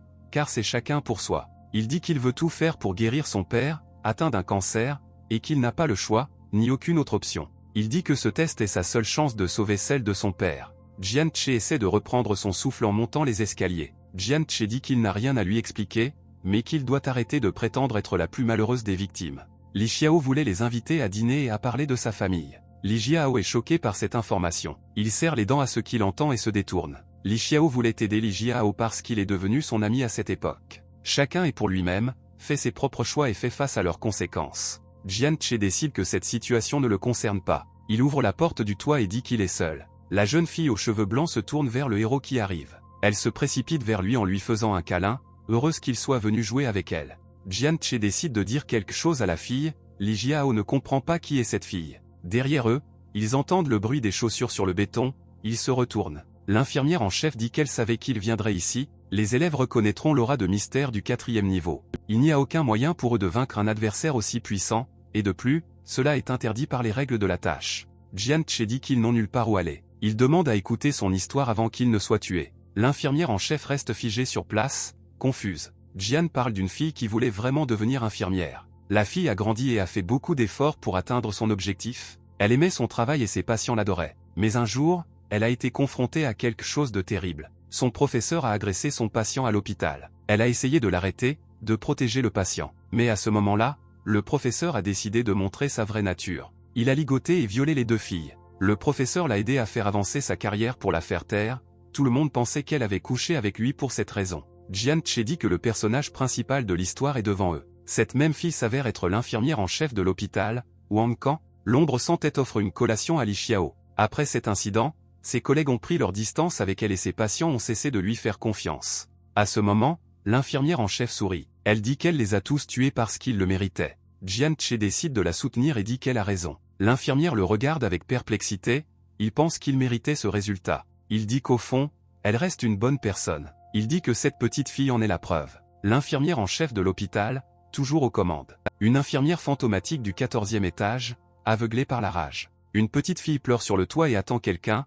Ils se sont tous avérés faire partie de la personnalité de l'infirmière en chef. Jian Che considérait initialement la fille comme sa fille. Mais ensuite il réalisa que ce n'était pas pour rien que les fantômes avaient peur d'un enfant gentil et innocent. Elle a laissé toute la gentillesse chez la fille et l'a enfermée sur le toit. L'infirmière en chef dit qu'il a raison, mais elle ne sera pas convaincue, car personne ne l'a aidé dans les moments les plus difficiles. Elle dit que maintenant il est trop tard pour avoir de la sympathie et de la pitié à son égard. Elle dit que maintenant elle va mettre fin à cela et les tuer. Jian Che dit qu'il a un otage, alors il ferait mieux de parvenir à un accord. Si le bébé est blessé, cela l'affectera. Soudain, le bruit de la chair coupée se fait entendre et des éclaboussures de sang volent vers Jian Che. Li Jiao se tient avec une épée ensanglantée derrière la jeune fille qui est tombée au sol. Il y a un sourire cruel sur son visage, il commence à rire. Il décida que le prix lui appartenait désormais. Il remercie Jian Che, mais soudain une coupure apparaît sur son cou, la tête de Li Jiao commence à avancer. Elle tombe et roule sur le toit en béton. Son corps tombe à genoux et sa dernière pensée est de savoir pourquoi l'infirmière n'est pas morte. L'infirmière en chef est surprise qu'ils aient pensé que quelque chose comme ça pourrait la tuer. Elle lève le couteau et dit qu'elle en a assez de tels jeux. Jian Che serre les dents et attend le coup. La petite fille lui demande d'arrêter, défendant Jian Che. La jeune fille dit que ces gens méritaient leur sort, mais il est temps pour elle de passer à autre chose. L'infirmière crie que toutes les ténèbres n'ont pas besoin de lumière et que tous les pécheurs n'ont pas besoin de rédemption. La jeune fille pleure parce qu'elle parle maintenant d'elle et de l'infirmière. Tous les participants à cette histoire en ont payé le prix. Pendant tout ce temps, l'infirmière était malheureuse. La fille dit qu'elle était malheureuse parce qu'ils ne font qu'un. Il comprend que la jeune fille est restée ici pendant des années. L'infirmière pensait que cela la rendrait heureuse, mais cela n'a fait qu'empirer les choses. La jeune fille a attendu tout ce temps que l'infirmière vienne sur son toit. La jeune fille serre l'infirmière dans ses bras et lui dit qu'elle ne veut pas la voir souffrir. Elle pleure et propose de se reposer correctement. La jeune fille commence à disparaître dans les airs. L'infirmière pleure et se rend compte qu'elle a été malheureuse pendant tout ce temps. Jian Che est assis sur le toit avec soulagement, il est content que le plan ait fonctionné. Le bonheur et la tristesse viennent d'eux-mêmes, mais seule une personne peut se racheter. L'infirmière en chef pleure et se pardonne ses actes. Les rayons lumineux pénètrent tout autour, elle commence à se dissoudre dans les airs. Le système notifie la fin de la tâche et informe que les participants seront transportés dans le monde réel. Jian Che est heureux que tout soit enfin terminé. Le système lui rappelle que des récompenses l'attendent pour avoir accompli la tâche. Jian Che se souvient de quelque chose et fouille dans la poche intérieure de sa veste. Il sort du toit les baskets qu'il voulait offrir à la fille aux pieds nus, mais apparemment c'était leur dernière rencontre. Jian Che recevra le score le plus élevé, son niveau sera élevé au niveau 1 et sa force physique augmentera de 55 unités. Il reçoit plusieurs objets en récompense, dont une urne funéraire, qui peut être utilisée pour obtenir des objets pour accomplir des quêtes. Valise médicale de Xiao Xiao avec bandage, pilule cardiaque, tranquillisant, agents hémostatiques. Un uniforme spécial de couleur sang que vous pouvez porter pour faire semblant d'être un secret. Jian Che est satisfait de la quantité et de la qualité des récompenses. Le système l'informe qu'il le ramène dans le monde réel. Soudain, le système vous alerte en cas d'interférence inattendue. Jian-Che fronça les sourcils d'insatisfaction et de manque de compréhension de ce qui s'est passé. Ses doigts commencent à disparaître. Il crie qu'il n'y a aucune information sur une ingérence dans les manuels scolaires. Le système le déplace vers un espace inconnu. À côté du dispositif permettant de passer au monde secret se trouve un compteur pour les participants au monde secret. 2 élèves restent assis dans la classe. Le directeur de l'école de Tianqing demande aux élèves s'ils sont sûrs que la tâche est passée en mode cauchemar. Et Fu répond que c'était le cas, seuls Jian-Che, Li Xiaoxiao et Li Jiao sont restés. Ils ne seraient pas sortis si le régime cauchemardesque n'avait pas commencé. Le réalisateur attire l'attention sur la cellule verte restante sur le comptoir. Il n'y a qu'une seule personne dans le monde secret. Et Fu pense que le dernier est Jian-Che. Un autre étudiant le traite d'imbécile pour avoir pensé que le paresseux Jian-Che avait survécu et que le président était mort. Le réalisateur irrité n'a pas pu le supporter et a frappé la table avec sa main. Il dit que peu de gens parviennent à survivre au régime cauchemardesque et que ceux qui survivront deviendront la fierté de l'école. L'enseignant demande pourquoi l'élève n'est pas sorti si la tâche était terminée. L'étudiant aux cheveux roses marmonne à propos de Jian-Che et du régime cauchemardesque. Jian-Che se retrouve devant la prison céleste. Il s'étonne que ce ne soit pas un rêve. Il ne comprend pas pourquoi il a été transféré ici. Soudain, la grille se lève, dégageant le passage à l'intérieur. Jian-Che regarde à l'intérieur et espère que ce ne sera pas un piège. Le système accueille le subordonné de Jian-Che dans la prison céleste. Jian-Che ne comprend pas pourquoi on l'appelle un subordonné. Soudain, il est entouré de flots de magie jaune-vert. Il comprend qu'il ressent chaque recoin et chaque bruissement de cette prison. Tout en prison est sous son contrôle. Il fronce les sourcils et constate avec mécontentement que cela ne cache pas un fait. Il dit que cette prison est terriblement sale. Dans le silence assourdissant de la prison, il entend des bruissements. Ce bruissement vient des étages supérieurs. Il déplace les chaînes suspendues sur le chemin, montant jusqu'à l'étage souhaité. Son regard est attiré par quelque chose au sol, ses joues deviennent rouges. Il voit de gracieuses jambes féminines enchaînées. Ses joues deviennent rouges et il lève les yeux joyeusement. Devant lui se tient le fantôme d'une jeune fille sans tête vêtue d'une robe rouge. À la place de sa tête se trouve une blessure ouverte au cou. Jian-Che est déçu, mais dit que c'est normal. L'esprit sombre et sans tête Xiaoman vit dans la cellule numéro 1, le niveau de sympathie est nul. Augmenter votre niveau de sympathie permettra au héros de mieux la contrôler et vous permettra d'acquérir certaines de ses capacités. Jian-Che ne comprend pas quel est le niveau de ce secret, mais la pression de son aura est la même que celle de l'infirmière en chef. Jian-Che offre une collation à Xiaoman, mais le sentiment de pression qui en résulte ne fait que s'intensifier. Jian-Che l'invite à boire, à parler, à lui raconter une histoire d'horreur et lui demande quelles sont ses préférences romantiques. Soudain, une idée géniale lui vient à l'esprit, il l'invitait à faire une promenade. Le fantôme ne s'y attendait pas, mais il est ravi de cette idée. La jeune fille fait teinter ses chaînes à mesure qu'elle s'approche. Le système suggère que quelqu'un lui a volé sa tête, aussi belle qu'une peinture d'étoiles filantes. Le niveau de sympathie a augmenté de 5 unités. Jian-Che dit que si elle est obéissante, il l'aidera à retrouver sa tête. Jian-Che pense qu'il est dans un simulateur de rencontre. La fille dit qu'il est trop arrogant s'il exprime de telles pensées. Elle le qualifie d'insignifiant et crée facilement des chaînes de glace. Mais soudain, les chaînes se brisent dans un bruit de grincement. Xiaoman regarde autour de lui avec peur, ne comprenant pas ce qui se passe. Jian-Che dit qu'elle ne comprenait pas dans quelle situation elle se trouvait.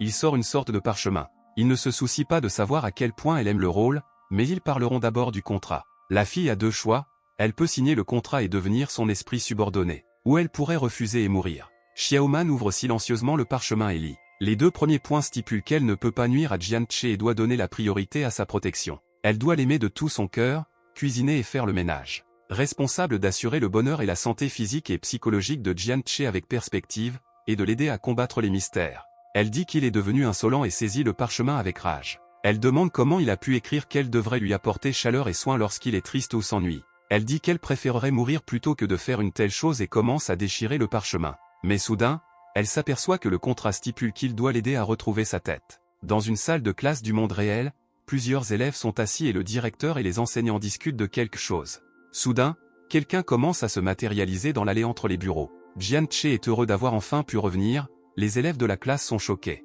Les professeurs et le directeur ouvrent les yeux sous le choc lorsqu'ils reconnaissent leur élève Jian-Che. Afo est ravi que ce soit bien Jian-Che qui ait accompli la tâche, l'étudiant en arrière-plan pâlit, ne comprenant pas comment cela est possible. Le personnel de l'école entoure Jian-Che, le directeur lui propose du thé, le professeur propose de l'examiner. Jian-Che ne comprend pas ce qui se passe, l'enseignante dit avoir vu son grand potentiel dès le début. Le directeur dit que Jian-Che a terminé le régime des cauchemars et qu'il est le meilleur élève de leur école et lui dit de ne pas hésiter à le féliciter. Jian-Che dit qu'il n'est pas timide, mais que le thé dans sa main est brûlant. Le professeur dit que le directeur aurait dû refroidir un peu le thé avant de le donner à Jian-Che. Le directeur jette le thé de côté et ordonne au professeur de le ranger pour ne pas blesser les mains de Jian Che. Soudain, quelqu'un appelle Jian Che, il se tourne vers la voix et fronce les sourcils. Une fille aux cheveux roses se tient dans l'embrasure de la porte. Elle met sa main sur sa taille et demande s'ils peuvent sortir et parler en privé. Jian Che reconnaît Qingjiao et ne comprend pas pourquoi la première beauté de leur école avait besoin de lui. Il pense que son aura de protagoniste s'est activée et qu'elle est soudainement tombée amoureuse de lui.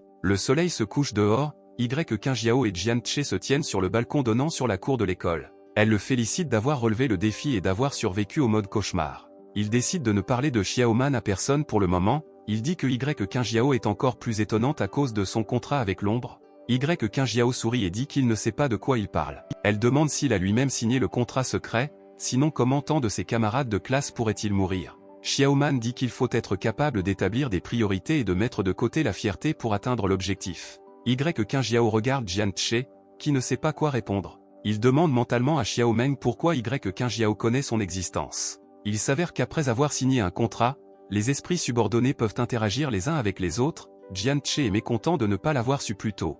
Il n'est pas content de la tournure des événements, car il voulait cacher l'existence du contrat en secret. Qingjiao demande combien d'articles l'esprit de Jian Che a demandé pour signer le contrat. Jian Che ne comprend pas de quels éléments parle Qingjiao. Son esprit apparaît derrière Qingjiao, elle demande si c'est lui qui a tué Li Xiao et Li Jiao. Elle lui demande de ne pas lui mentir, car c'est elle qui a été impliquée dans la mort de 13 personnes de sa classe. Xiaoman dit que les gens sont toujours désavantagés lorsqu'ils concluent un contrat secret. Elle dit qu'il a de la chance qu'elle le traite si bien. Jian Che se rend compte que les 13 personnes de leur classe qui ont été tuées étaient le sacrifice qu'elle a fait en paiement du contrat.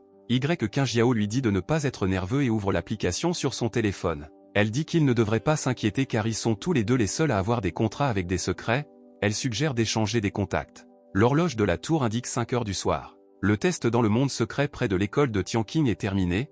Les parents d'élèves sont debout dans la cour de l'école. Les autorités scolaires vont annoncer la liste des personnes tuées lors de l'examen. Cette année, les élèves de 3 classes de 3e année y ont participé. Au total, 31 participants sont décédés. Jian Che comprend qu'il y aura des problèmes avec Qingjiao. Xiaoman suggère de la tuer. Jian Che serre les dents et dit que pour une beauté comme elle, tuer quotidiennement ne sera pas bon pour la peau. Il dit que cela ne peut pas être fait dans le monde réel, mais il lui permet de faire ce qu'elle veut dans le monde secret. Xiaoman n'appartient pas au secret du monde secret. Jian Che décide qu'il ne peut parler à personne de l'existence de la prison céleste. Xiaoman décide de l'écouter. Jian Che est heureux d'avoir pu l'influencer. À sa droite, une femme pleure un enfant mort nommé Xiao. La blonde se laissa tomber au sol avec son mari, pleurant et demandant comment cela avait pu arriver. À l'arrière-plan se trouve un homme en fauteuil roulant. Un homme dans une poussette, chauve et doté de capteurs, appelle Jiao, c'est son père, qui a un cancer. Le père de Li Xiao est furieux et lui dit de lui rendre sa fille. L'agent de sécurité l'arrête et lui demande de se calmer. Jian Che regarde l'homme avec sympathie. Xiaoman demande s'il sympathise vraiment avec eux. Il répond que oui, car ils sont vraiment morts et maintenant ils ne renaîtront plus. Les étudiants étaient tenus de participer, mais il n'était pas interdit de sortir à volonté. Les étudiants ont décidé de rester de leur propre initiative. Soudain, quelqu'un appelle Xiao Che alors qu'il atteint le parking. La jeune fille dit qu'il va arrêter d'avoir la tête dans les nuages, car elle a failli s'arracher la gorge avant de l'appeler. Jian Che reconnaît sa sœur et dit qu'il pensait juste au test. La fille lui ébouriffe les cheveux et dit qu'il est temps pour eux de rentrer à la maison. Elle promet de cuisiner son porc épicé préféré. Ma sœur est heureuse que Jian Che aille bien. Elle dit qu'avec ses notes il n'ira pas à l'université, qu'elle lui a déjà trouvé un emploi. Xiaomeng les regarde avec colère et demande pourquoi sa sœur ne permet pas à Jian Che d'aller dans le monde secret. Xiaoman dit que dès qu'elle retrouvera sa tête, elle punira immédiatement sa sœur. Jian Che lui dit de ne pas oser attaquer sa sœur. La sœur demande ce qui se passe avec Xiao Che. Il répond que tout va bien, bloquant Xiaoman, invisible pour tout le monde. Jian Che dit qu'il a réussi le test, complété le régime cauchemardesque et la mission secrète. La sœur le regarde avec méfiance. La sœur lève les yeux au ciel et dit qu'il n'est pas nécessaire de sauter par-dessus la tête et de se casser les jambes. Elle dit qu'il n'a pas besoin d'être courageux devant elle car elle sait de quoi il est vraiment capable. Elle dit qu'elle a besoin de retrouver ses vêtements pour le bal et qu'il ne va plus dans le monde secret, car elle lui a trouvé un travail à l'usine. La cérémonie de remise des diplômes commence. Les étudiants étaient rassemblés dans une salle spacieuse. Jian Che décide que travailler dans une usine n'est pas son rêve et que dans ce monde, il gagnera de l'argent d'une autre manière. Parce qu'il a remporté le défi, ses notes ont considérablement augmenté.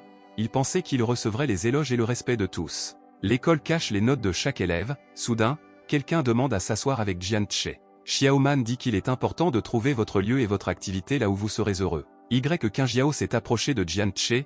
il y a un air excité sur son visage. Jian Che demande pourquoi elle ne s'est pas assise avec son deuxième cours mais avec son troisième cours. Xiaoman dit de ne pas se laisser distraire par elle et d'être sur ses gardes, car quelque chose se passe dans le hall. Jian Che demande ce qui s'est passé. Qingjiao fronça les sourcils et dit que quelque chose se passait sur scène. Jian Che y tourna son regard. Le réalisateur se tient derrière le podium sur scène et prononce un discours. Jian Che ne comprend pas de quoi elle parle. Il regarde de plus près et demande si la perruque du réalisateur est vraiment tombée de sa tête. Soudain, les lumières du hall s'éteignent. Du sang tombe sur le microphone dans lequel le réalisateur parlait quelque part au-dessus. Jian Che pâlit et lève les yeux. D'autres étudiants pâlissent et ouvrent la bouche avec horreur, enfonçant leurs doigts dans les accoudoirs de leur chaise. De nombreuses ombres pèsent sur le réalisateur, liées par des barbelés. L'une des ombres descend plus bas et regarde le réalisateur d'un air prédateur. L'une des étudiantes est incapable de contenir son strass et hurle d'horreur. Les étudiants commencent à sortir en courant de la salle, certains essaient de trouver un professeur, ils se rendent compte que les secrets ont envahi le monde réel.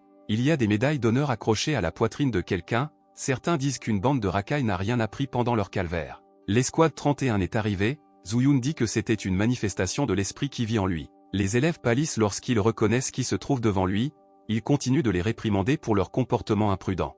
Zuyun tourne son attention vers la salle, il reconnaît un élève et comprend que les autorités parlaient de lui. Jian Che est assis calmement sur place, l'homme à la cicatrice le trouve incroyable. Jian Che est assis avec une expression calme sur son visage et ne réagit en aucune façon au regard de l'homme ou à ce qui se passe autour de lui.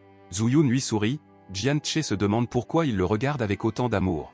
Qingjiao que cette personne du bureau des bizarreries est venue personnellement ici, Jian demande à quel point ils sont secrets. Qingjiao affirme que les universités font délibérément tout un plat de l'admission pour tester les réactions des étudiants. Le bureau des bizarreries est une agence gouvernementale. Ils ont fait leur première apparition lors de la cérémonie de remise des diplômes de l'école. Quelque chose d'étrange se produit, Jian Che comprend qu'un grand événement est attendu. Xiaoman demande si elle doit poignarder l'homme qui lui a fait peur, Jian Che dit qu'il n'a peur de personne. Xiaoman dit qu'il peut facilement s'occuper de lui, car l'esprit en lui n'est que de niveau 4, elle se lie facilement d'amitié avec lui. Jian Che répond qu'attaquer un fonctionnaire du gouvernement est une violation de la loi et qu'il ne veut pas aller en prison, elle répond que ça va.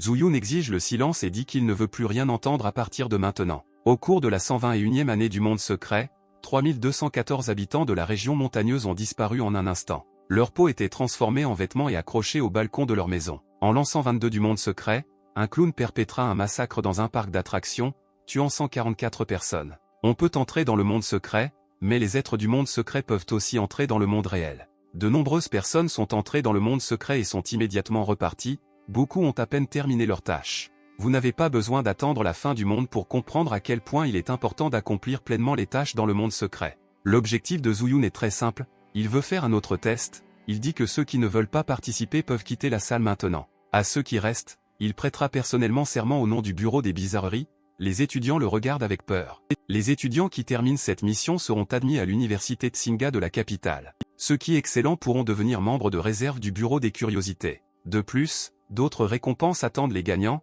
dont ils prendront connaissance plus tard, ils demandent aux personnes présentes de faire leur choix. Les étudiants sont indignés de cette proposition, ils sont convaincus que le bureau des bizarreries peut s'occuper des mystères sans l'aide des étudiants. Les étudiants commencent à quitter précipitamment leur siège et à quitter la salle, continuant à s'indigner. Jian Che baissa les yeux et ne se leva pas de son siège, d'autres étudiants passent. Sa main est tendue et tremble à force d'essayer de s'éloigner de la chaise. Il demande silencieusement à Xiaoman de le laisser partir car il ne veut pas participer, il dit qu'il n'a pas eu le temps de se reposer après sa précédente visite dans le monde secret. Xiaoman répond qu'il lui a promis de retrouver sa tête et c'est pourquoi il doit retourner dans le monde secret. Jian Che dit qu'elle ne peut pas contrôler son corps car, selon le contrat, elle lui obéit. Elle répond qu'il a été le premier à accepter de retrouver sa tête, et que la signature du contrat n'a rien à voir là-dedans, il promet de la tuer. Xiaoman répond que si elle meurt, la personne peut devenir folle, être paralysée ou mourir instantanément avec elle. Jian Che ne comprend pas pourquoi rien n'est écrit à ce sujet dans les manuels. Zuyun fait l'éloge des autres, 200 000 yuan seront transférés à chacun d'eux, le directeur lui-même transférera cet argent au tuteur. Zuyun sort un appareil pour se déplacer dans le monde secret et dit qu'il est temps de commencer. Jian Che pleure et essaie de se lever de son siège, suppliant Xiaoman de le laisser partir. Le compte à rebours commence, Zuyun souhaite bonne chance à tous les participants. Le système conseille d'établir rapidement des relations avec l'enseignant et les étudiants, tâche de 3e niveau, les élèves entrent en classe au milieu du cours. Le professeur sourit et invite ceux qui viennent à entrer rapidement et à fermer les portes derrière eux. Dans 5 jours, vous devez passer l'examen final à l'école des fractures, le délai pour le terminer est de 5 jours, mais vous ne pouvez pas partir avant le second.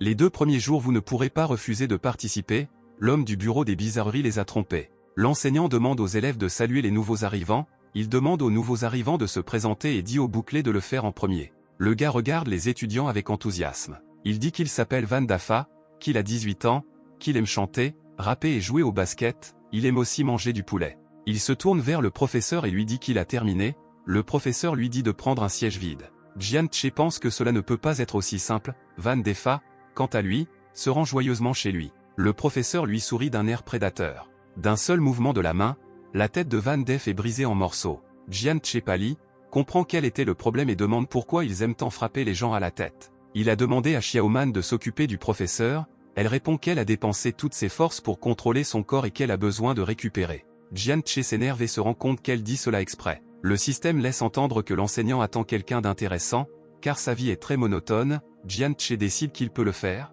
Il s'avance et se présente, il a 18 ans et est fier de posséder les compétences de base pour survivre en ville et utiliser un smartphone. Il dit que ses proches l'appellent Jian Che, mais ses élèves peuvent le qualifier de cool. Van Dafa réapparaît à côté de la porte. Il arrache sa veste et crie son nom. L'étudiant, perplexe et incertain, le traite de cool. Jian Che crie à nouveau son nom et enlève son t-shirt. Plusieurs étudiants le qualifient déjà de cool. Jian Che crie à nouveau son nom et enlève son col roulé, se retrouvant seins nus. Tous les étudiants crient qu'il est cool et sautent de leur siège. Wang Dafa et Y15 se tiennent derrière lui avec de l'irritation et de la tristesse sur le visage. Jian Che crie aux étudiants de ne pas s'arrêter, il commence à enlever son pantalon. Le professeur l'arrête parce qu'il ne veut pas être réprimandé par le directeur, il lui dit de s'habiller et de se asseoir. Jian Che est heureux d'avoir réussi ce test, le professeur demande le silence et invite Y15 à se présenter. Elle s'avance d'un pas fier, d'un coup précis à l'arrière de la tête, elle écrase la tête du professeur contre son propre bureau. Elle se présente et dit qu'elle a 6 ans et qu'elle aime donner des coups de pied dans les immeubles, elle dit que tout le monde devrait avoir peur d'elle. Le professeur, ravi, sort la tête de son bureau et fait l'éloge de Y15, l'invitant à s'asseoir, il invite Van Dafa à se présenter à nouveau. Il se présente à nouveau et, faute d'imagination, dit qu'il aime manger dans les toilettes. Puisque le directeur a coupé la langue du professeur d'anglais, celui-ci va désormais leur enseigner cette leçon. Il dit être écouté attentivement et espère que la commission scolaire le punira s'il n'enseigne pas bien. Jian Che est étonné que le monde secret soit si moderne, puisqu'ils enseignent l'anglais ici, à quoi devez-vous vous attendre d'autre? À la cafétéria, les étudiants s'assoient à table et déjeunent, certains proviennent simplement de documents. Les élèves exposent des organes qu'ils dévorent avec plaisir. Van Dafa dit qu'il a perdu la possibilité de résurrection, un autre élève raconte que ses camarades de classe utilisaient leurs pieds pour jouer avec leur tête comme avec un ballon. Jian Che dit qu'il se casse les mains pour de mauvaises réponses et qu'avec de telles méthodes, il deviendra très vite un génie. Yang Ziyan dit qu'ils sont 5 dans ce cycle et suggère qu'ils travaillent ensemble et échangent des informations. Wu Jinji dit qu'il a raison et qu'ils devraient s'entraider pour une efficacité maximale. Y15 dit qu'il n'y a encore rien à discuter, mais s'ils sont placés dans la même pièce, il leur sera plus facile de communiquer et de prendre soin les uns des autres. Jian Che est ravi que les garçons et les filles vivent ensemble dans cette école. Xiaoman dit qu'il est utile d'apprendre des erreurs des autres plutôt que de commettre des erreurs soi-même. La nuit arrive, les lumières s'éteignent dans certains dortoirs. Jian Che se tient dans sa chambre et regarde la literie rose et les objets girly éparpillés sur le lit. Il pleure de bonheur et remercie les dieux, il pense qu'il pourra enfin réaliser son rêve de passer la nuit à côté d'une fille. Quelqu'un apparaît derrière lui, Jian Che tressaillit de surprise. Il se retourne avec de grands yeux. Un homme le salue et lui dit qu'il doit lui parler du règlement de l'auberge. Il dit que les lumières de l'auberge sont éteintes à 9 h du soir et qu'ensuite il y a un couvre-feu. Il est également strictement interdit de pénétrer dans l'ancien bâtiment dortoir. L'homme dit qu'il n'y a pas assez de place dans l'auberge et c'est pour cela qu'ils ont mélangé filles et garçons. Il dit qu'il n'y a qu'une seule règle de comportement avec les filles, pas de grossesse. Le commandant est heureux de s'occuper des garçons et des filles, pour des raisons de sécurité, il a installé des caméras dans les chambres. Jian Che le soigne avec dégoût, le commandant a l'air inoffensif, mais c'est en réalité un pervers. Jian Che remarque une note sur la table. Dans la note, la jeune fille écrit qu'elle s'appelle Zig Xiaoling, elle dit qu'il peut lui prendre des friandises, mais pour la rencontrer, il doit la trouver. Xiaoman dit qu'elle est de niveau 6 et qu'elle peut être facilement gérée, Jian Che demande comment ses forces sont récupérées si rapidement. Xiaoman répond qu'elle lui a menti pour son propre bien, afin qu'il puisse résoudre lui-même ses problèmes. Jian Che cherche les délices dont parlait le voisin. Il trouve une boîte de barres chocolatées, de chips et de biscuits, il pense que le cola s'intégrerait bien ici. Jian Che se rend compte qu'il devra emprunter de la nourriture à son voisin pendant les prochains jours, Xiaoman dit qu'il l'ignore délibérément. Jian Che lit des informations sur son personnage, il possède le premier niveau et 105 unités de pouvoir secret. Chaque augmentation de niveau donne 5 points de pouvoir secret, plus le pouvoir est élevé, plus les choses interdites peuvent avoir d'influence. Il est bien plus important de connaître les techniques de contrôle que d'avoir une sorte de pouvoir. Il décide d'ouvrir l'urne funéraire. Il reçoit une épingle à cheveux papillons, un magazine de mode et un marché noir. Il reçoit également un laissez-passer officiel. Jian-Che regarde le magazine avec dégoût, car il a un voisin vraiment mignon. Xiaoman l'appelle. Elle tient le laissez-passer dans ses mains et le supplie de faire une promenade avec elle. Avec l'aide du pass, vous pouvez vous promener librement sur le territoire des dortoirs. Il ne comprend pas pourquoi ils doivent aller se promener. Xiaoman dit qu'ils peuvent chercher sa tête. Jian-Che note le changement de ton.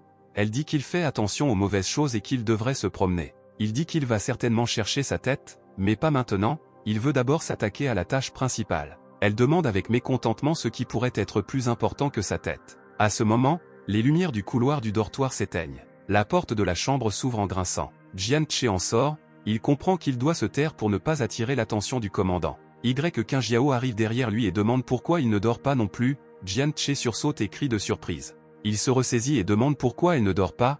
Il espère qu'il n'a réveillé personne avec ses cris. Il demande pourquoi elle a quitté la chambre du commandant. Elle lui demande de ne plus réfléchir. Elle dit que le commandant ne se réveillera jamais avant le matin et qu'elle voulait se rendre dans un foyer fermé et l'inviter avec elle. Xiao Meng dit qu'il ferait mieux de rester loin de Qinjiao car personne ne remarquera si quelqu'un fait quelque chose. Jian-Che est d'accord. Il dit qu'il accepte d'accompagner Qinjiao dans le dortoir fermé. Xiaoman ne comprend pas ce qui s'est passé. Qinjiao lui dit de la suivre. Elle sait où se trouve l'ancien dortoir et l'Y conduira. Jian-Che se demande comment elle a traité le commandant. Xiaoman est en colère de ne pas l'avoir écouté. Il décide que traîner est tout simplement stupide, alors il vaut mieux aller dans l'ancien dortoir. Il garde à l'esprit que l'auberge est fermée pour une raison. Si l'ensemble du dortoir était fermé, l'ampleur du secret interne serait tout simplement inimaginable. Xiaoman dit que vous ne devriez jamais vous écarter de votre objectif principal, même si des objectifs plus intéressants apparaissent. Les raccours dans les couloirs de l'auberge abandonnée, les vitres des fenêtres sont brisées tout autour et il y a des trous dans le plafond. Jian-Che regarde autour de lui avec enthousiasme alors qu'il suit Qinjiao. La jeune fille dit que d'après ses observations, il n'y a que 6 étages ici et demande s'ils doivent être séparés. Jian-Che dit que selon les règles des films d'horreur, ils ne peuvent pas être séparés et doivent explorer les lieux ensemble. Qinjiao dit qu'il y a une logique là-dedans et accepte d'aller ensemble et de veiller les uns sur les autres. Jian-Che s'est rendu compte il y a longtemps qu'elle l'avait approché pour une raison et que ses intentions n'étaient pas pures. Même Xiaoman a remarqué que quelque chose n'allait pas. Il commence à explorer pièce par pièce. Qinjiao lit le journal et Jian-Che examine les casiers. Il jette un coup d'œil à Qinjiao de temps en temps parce qu'il ne lui fait pas confiance. Il pense qu'il vaut mieux être plus proche d'elle pour comprendre son projet. Qinjiao annonce qu'il n'y a rien au premier étage et suggère de monter à un autre étage. L'eau coule régulièrement du robinet. Qinjiao regarde autour de lui tandis que Jian-Che ouvre la fenêtre. Elle regarde quelque part pendant que Jian-Che cherche quelque chose sur l'étagère. Ils sont dans l'entrepôt, regardant rack après rack. Jian-Che était épuisé alors qu'ils montaient les escaliers. Il demande combien de temps ils doivent monter. Ils atteignent le 6e étage. Jian-Che est heureux que le bâtiment n'ait que 6 étages. Xiaoman avertit Jian-Che de faire attention à cet étage car il y a de l'énergie maléfique ici. Jian-Che remarque que ce sol est trop propre par rapport au précédent avec des rats et du verre brisé. Jian-Che pense qu'il n'y a aucun indice dans le dortoir, comme si quelqu'un avait caché la clé de la solution. Qinjiao tourne la poignée de la porte, mais elle est verrouillée. Jian-Che demande ce qui s'est passé. Ils sont devant la salle 614. Qinjiao dit que c'est la dernière pièce du dortoir. Soudain, une cloche se fait entendre. Qinjiao fronça les sourcils. Jian-Che regarde autour de lui avec méfiance et écoute. Une fille sourit largement. Soudain, les lumières du sol s'allument, tout devient rouge. On entend le grincement des poignées de porte qui tournent. Jian-Che et Qinjiao se méfient. Soudain, on frappe fort aux portes de l'intérieur de toutes les pièces, comme si quelqu'un essayait de sortir. Qinjiao comprend que c'est un piège et qu'ils doivent partir. Elle commence à s'enfuir avec un air effrayé sur le visage. Jian-Che essaie de l'arrêter, mais la fille ne veut pas l'écouter. Xiaoman dit que c'est de cela qu'elle parlait. Jian-Che comprend que la jeune fille s'est simplement enfuie. Soudain, un groupe d'ombres ressemblant à des mains jaillit de la pièce, frappant la porte jusqu'au sol. Jian-Che tressaillit de surprise. Des créatures similaires constituées d'une masse d'armes commencent à apparaître depuis d'autres pièces, faisant tomber les portes de leur gonds. Xiaoman atterrit pieds nus. Elle décide de prendre une forme matérielle pendant un certain temps pour l'aider à s'échapper. Jian-Che est surprise d'avoir une telle capacité. Elle lui dit de se dépêcher et de s'enfuir car il y a trop d'ombres. Les ombres ne sont apparues qu'après avoir atteint le 6e étage. Apparemment, il y a une raison et un but à cela. Les secrets semblent les empêcher d'explorer la dernière pièce du dortoir alors qu'ils ont eu l'occasion d'attaquer plus tôt. Des hordes de mains s'approchent de Xiaoman et de ses chaînes. Xiaoman essaie d'invoquer davantage de chaînes pour retenir les ombres le plus longtemps possible. Jianche lui attrape la main et la tire. Xiaoman est confus, mais Jianche ne lui laisse pas libérer sa main et s'enfuit avec elle. Ce qui a été commencé ne peut pas être arrêté, mais Jianche ne veut pas que ses efforts soient vains. Il trébuche dans la pièce, se cachant de l'ombre. Xiaoman demande pourquoi il ne l'a pas écouté et s'est enfui seul, parce qu'elle voulait les distraire. Elle demande pourquoi il est resté silencieux et lui dit de trouver rapidement une issue pour ne pas mourir ici ensemble. Jianche la prend par l'épaule et la tourne dans la direction où il regarde. Une fille vêtue d'une longue jupe bleue se tient près de la fenêtre. Xiaomao comprend enfin pourquoi Jianche ne lui a pas répondu. La jeune fille dit que les montagnes et les mers la séparent de son amant et qu'elles ne peuvent pas être nivelées. Vous pouvez traverser la mer à la nage et traverser les montagnes en empruntant des sentiers. Elle dit que leur amour peut comparer les montagnes et les mers à la terre. Elle pleure et dit que l'idée de conquérir le monde entier avec amour ne la lâche pas. Xiaomao dit que vous devez toujours faire confiance à votre intuition et à votre intuition. La jeune fille brille à la lumière de la lune, Jianche la regarde sans bouger. Il ne peut pas comprendre si elle est un fantôme ou une habitante ordinaire du monde, elle est différente des filles ordinaires. Le système lui dit qu'elle était sur le point de voir un ciel plein d'étoiles, mais celui-ci s'est soudainement allumé. Soudain, Xiaoman l'appelle, le sortant de ses pensées, elle lui crie d'arrêter rapidement de penser à des bêtises. On frappe à la porte de l'extérieur, mais Xiaoman la maintient avec son corps, elle dit qu'il y a beaucoup d'ombres là-bas et que si elles s'introduisent, elles les noieront tout simplement. Jianche attrape la main de l'inconnu et dit qu'ils doivent sortir d'ici, il crie à Xiaoman d'être patient pendant un moment. Soudain, la main que tenait Jianche se transforme en papillon. Le système vous informe du début de la tâche, les mauvaises langues sont pires qu'un pistolet. La jeune fille s'est simplement transformée en papillon qui flottait par la fenêtre, signalant le début de la tâche. Soudain, des mains sombres ont fait irruption dans la porte, brisant des morceaux de bois, Xiaoman tressaillit de surprise. Elle dit qu'il ne reste plus de temps et qu'il est temps pour eux de partir, elle traîne Jianche par le col, elle saute sur le rebord de la fenêtre et tient Jianche dans ses bras, elle lui dit de tenir bon, il dit qu'il est trop tôt pour mourir. Qingjiao se retourne et fronce les sourcils lorsqu'il entend le cri. Il s'avère que Jianche est dans les bras de Xiaomeng, qui a sauté par la fenêtre, plusieurs mains fantomatiques volent derrière eux. Jianche vole et crie, ses cheveux étaient dressés et son visage semblait complètement horrifié. Xiaoman atterrit durement, Jianche rejeta la tête en arrière. Il tombe soudainement malade, il serre les lèvres en vomissant. Xiaoman est satisfaite du résultat de son travail, Jianche se pencha sur l'asphalte et vomit. Il s'essuie le coin de la bouche et remarque qu'il faisait plus frais que le trajet. Qingjiao lui tend un mouchoir et lui demande comment il se sent. Elle demande pourquoi il ne s'est pas enfui quand elle l'a dit, il dit qu'il a couru vers les toilettes, mais en réalité elle s'est enfuie trop vite. La jeune fille l'examine, mais soudain son regard s'assombrit. Elle demande s'il a trouvé l'indice ou la tâche, Jianche frémit devant l'exactitude de ses suppositions. Il lui dit de deviner, elle lui dit de deviner si elle devine. Il dit que c'est assez de deviner et qu'il a eu un indice, mais il est temps pour eux de dormir et lui tend son écharpe. Il s'en va en trombe, Qingjiao s'occupe de lui. Elle dit que pour 100 000 $, elle lui achètera un indice. Il dit qu'il n'est pas à vendre et que tout doit être réalisé par un travail honnête. Elle lui propose 200 000 €, il balbutie et demande si elle veut lui retirer la tâche. Elle demande si son budget mensuel ne lui suffit pas, elle l'invitait à conclure un marché. Il dit que l'indice se trouve dans la chambre 614 et que c'est une peinture d'une belle fille au gros sein, mais que le bâtiment est plein de tentacules. Elle dit que s'il s'en sort, alors elle le peut aussi, mais à quoi ça sert qu'il participe s'il a peur? Jianche répond que la personne qui lui a dit la même chose en est maintenant à son 7e jour de deuil. Il part et dit qu'il est temps pour lui de se reposer et qu'il ne veut pas la déranger, il propose de vous voir demain. Son secret demande pourquoi elle ne lui a pas sacrifié Jianche, il dit de ne pas oublier les termes de leur contrat. Elle dit qu'il y aura bientôt une chance et veut donner Xiaoman à son père afin qu'il puisse l'examiner correctement. Mistry l'interroge sur sa générosité inhabituelle, elle dit qu'elle l'a trompé et qu'elle n'a même pas d'argent pour subvenir à ses propres besoins. Elle est sûre que l'idée d'une telle richesse suffit à le satisfaire, mais Jianche entend tout. Lorsque vous devez choisir entre deux résultats désagréables, vous devez d'abord vous rappeler ce que vous fuyiez. L'horloge murale indique 9h-5 du matin. Jianche se réveille et demande à Xiaomeng combien de temps il a dormi, elle dit qu'il reste encore 5 minutes avant le début du cours. Jianche sursaute brusquement et lui demande pourquoi elle ne l'a pas réveillé. Elle dit qu'elle l'a réveillé, mais il a dormi comme un mort et ne voulait pas se réveiller, il enfile précipitamment ses vêtements. Avec un sac à dos sur l'épaule, il court en classe, dans le couloir, des pots de fleurs sont placés sur des boîtes le long du mur. Il fait irruption dans le bureau et crie pour se faire pardonner d'être en retard. Van Defa le salue et lui dit qu'ils étudient seuls la première partie du cours, sans professeur. Jianche soupire de soulagement, il pensait que cette fois il serait sévèrement puni. Jianche prend un bureau et regarde devant lui d'un air interrogateur. Le bureau de Qingjiao est vide, Jianche pense qu'elle aurait pu aller seule au dortoir. Jianche espère qu'il n'est pas responsable de son absence ou même de sa mort. Le couple devant flirte, Jian-che se souvient que les mauvaises langues sont pires qu'un pistolet, à propos de la pensée de sa bien-aimée. Une fille a une pensée obsessionnelle à propos de sa bien-aimée ou quelqu'un lui a fait quelque chose, Jian-che attend avec concentration. Il se penche vers Mei Liu et lui demande s'il peut découvrir quelque chose, elle se cure simplement le nez, mais fait attention à lui. Il lui demande si elle connaît l'étudiant qui vivait dans la chambre 614. Elle répond qu'il ferait mieux de ne pas se renseigner sur la chambre 614, sinon il pourrait avoir des ennuis.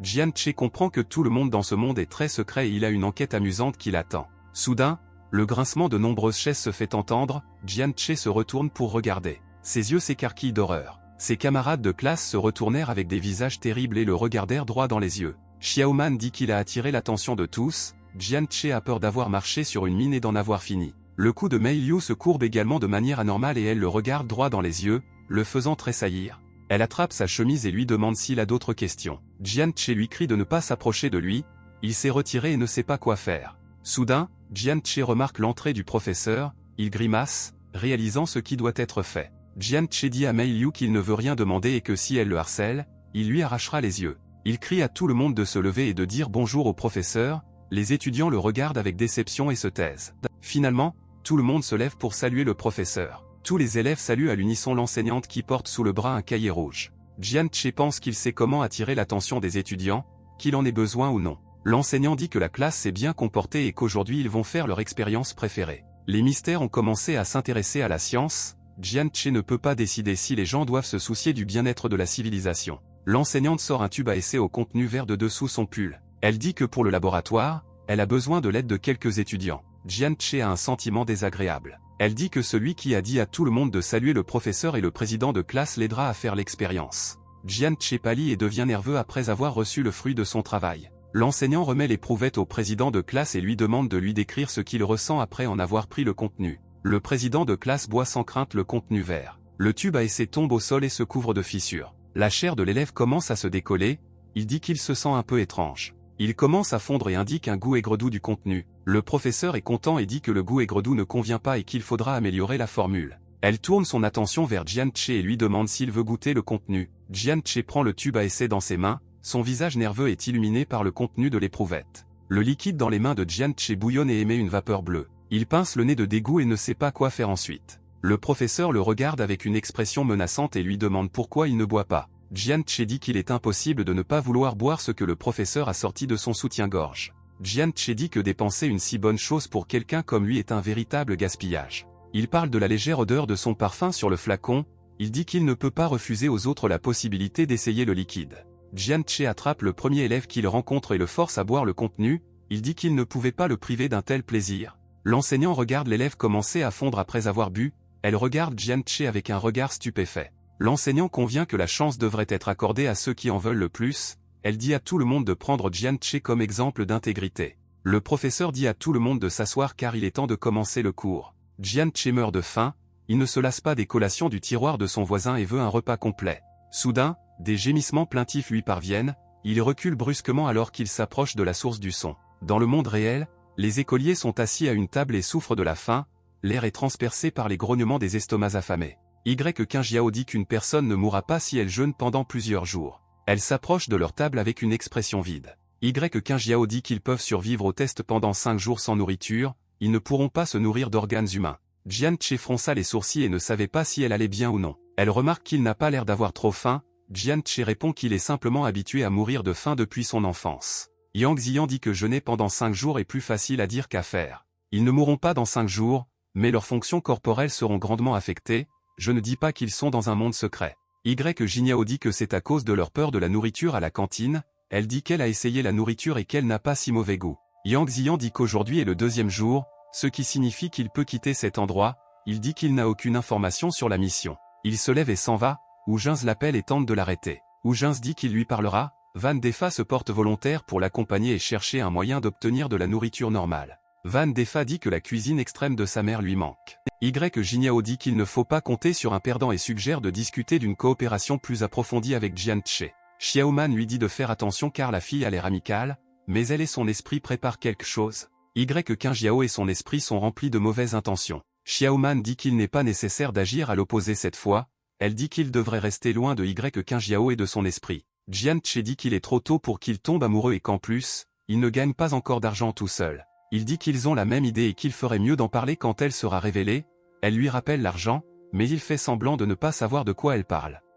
Qu'un Jiao serre les dents et dit que dans ce cas, c'est chacun pour soi. Jian Che se lève de sa chaise et s'en va. Xiaoman est heureux que la jeune fille soit hors d'elle de colère. Elle dit qu'il a fait le bon choix en choisissant de rester à l'écart. Jian Che est d'accord avec ses paroles.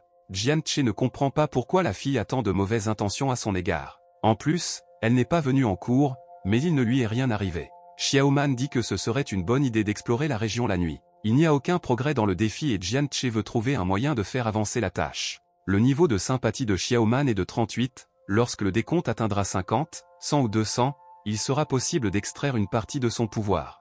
Jian Che s'intéressait au moment de l'extraction du pouvoir, il soupçonne qu'il existe des possibilités cachées. Il dit que ce soir, ils n'iront pas explorer la région, mais feront autre chose. Il dit qu'il est temps pour eux de faire une promenade à l'extérieur de l'école. Xiaoman saute de haut en bas joyeusement. Entré à l'école des os brisés, la nuit règne sur la Terre. Le système informe que Jian Che a quitté la zone de test, il y a un certain nombre de résurrections, mais un problème survient. Xiaoman rit à la vue de Jian Che, il dit que ses vêtements sont trop petits pour lui, et même pour les femmes.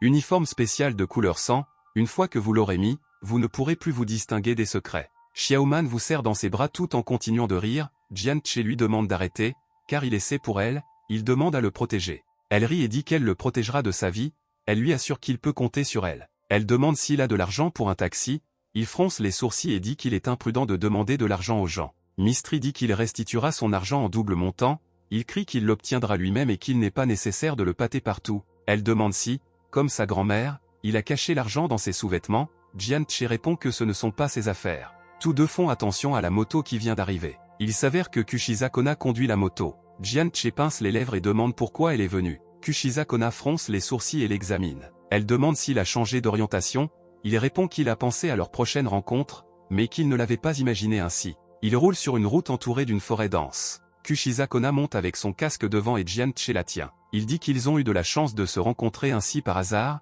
elle répond qu'elle a mangé trop de monde et qu'elle va acheter des pilules digestives. Jian Che fronça les sourcils en réponse, il continue de conduire et garde le secret. Jian Che lui demande pardon pour les choses qu'il a faites, il la remercie pour les ciseaux. Kushiza Kona s'énerve et penche un peu sa tête casquée. Elle tourne brusquement le volant et s'arrête. Elle enlève son casque et dit à Jian Che de descendre de la moto. Kushiza Kona dit qu'il est très impudent, il a utilisé ses ciseaux, mais l'a complètement oublié.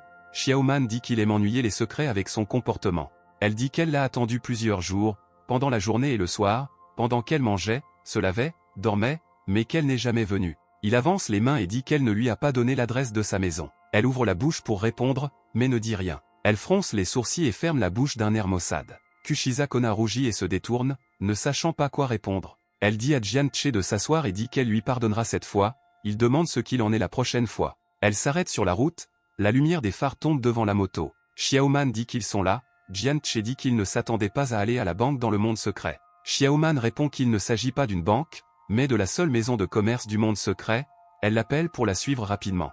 Kushiza Kona s'affaisse, baissant la tête, Jian Che la regarde avec sympathie.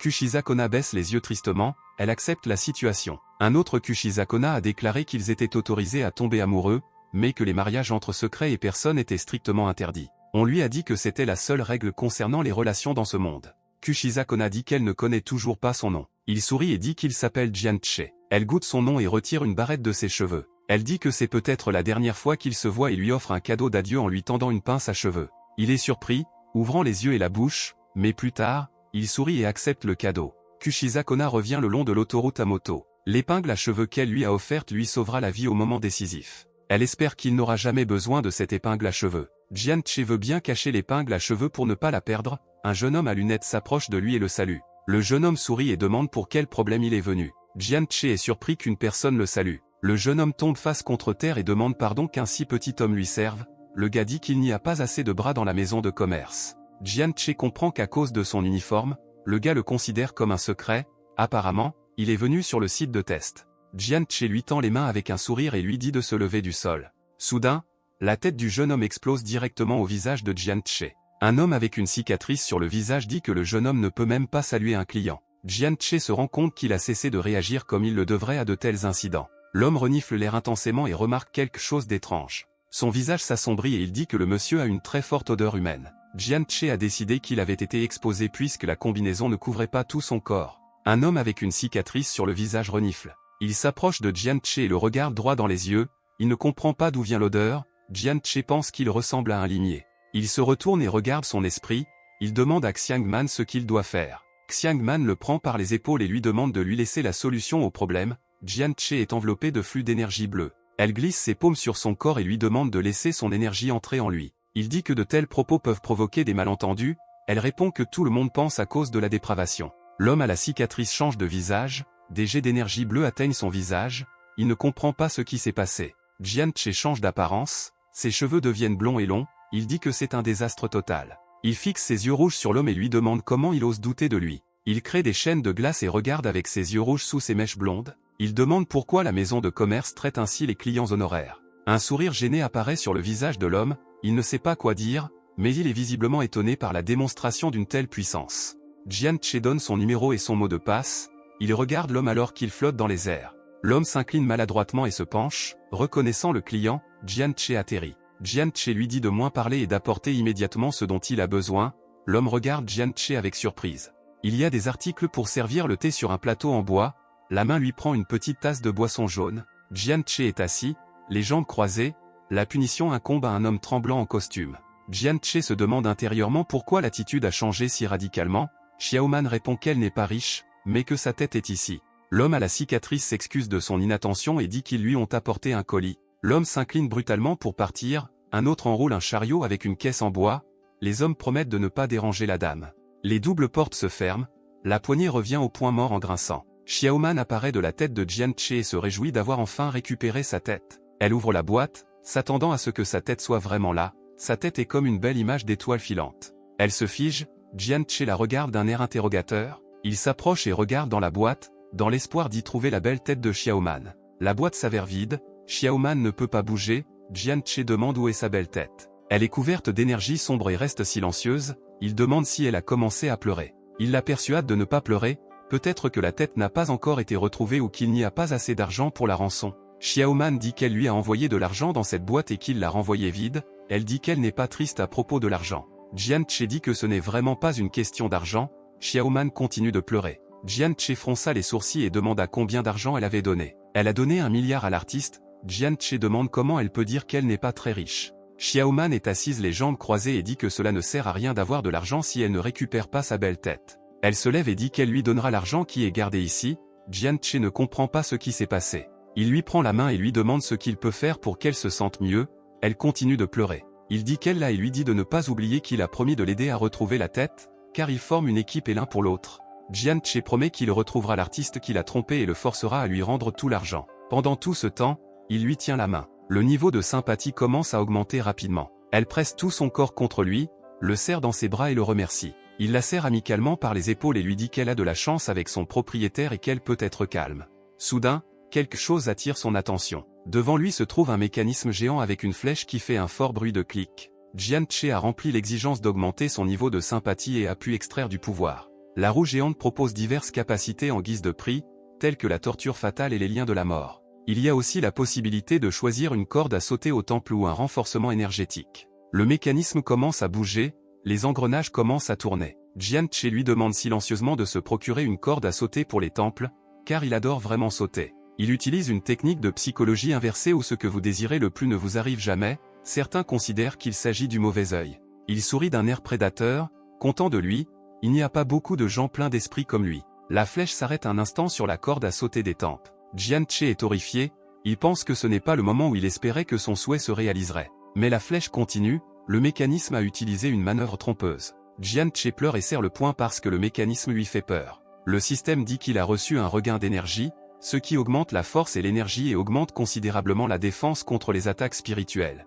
Un taxi jaune circule sur l'autoroute, éclairant le chemin avec ses phares. Jian-Che lit des informations sur le renforcement de l'énergie dans les invites du système et se souvient où il en a entendu parler. Il se souvient que l'homme du bureau des bizarreries a utilisé une attaque spirituelle avec son esprit pour influencer l'esprit des gens et créer des illusions. Les attaques spirituelles peuvent tuer, mais il en bénéficie également, ce n'est pas pour rien qu'il a dépassé ses limites, Xiaoman dit qu'il lui fait peur. Jian-Che pensait simplement à de bonnes choses, à Madame Man, il l'appelle une fleur de pivoine, elle répond que sa tête est effectivement la plus belle. Ils discutent sur la banquette arrière d'un taxi, le conducteur les regarde dans le rétroviseur et pince les lèvres. Soudain, la voiture s'arrête au milieu de la route, les roues grincent à cause d'un freinage brusque. Jian-Che et Xiaoman s'envolent presque de leur siège, ils ne comprennent pas ce qui s'est passé. Jian-Che se penche vers le chauffeur et lui demande pourquoi ils se sont arrêtés, l'énergie rouge émane du conducteur. Le chauffeur de taxi se retourne, sur son cou se trouvent des appendices en forme de pattes d'insectes, il dit qu'ils se sont arrêtés parce qu'il avait faim.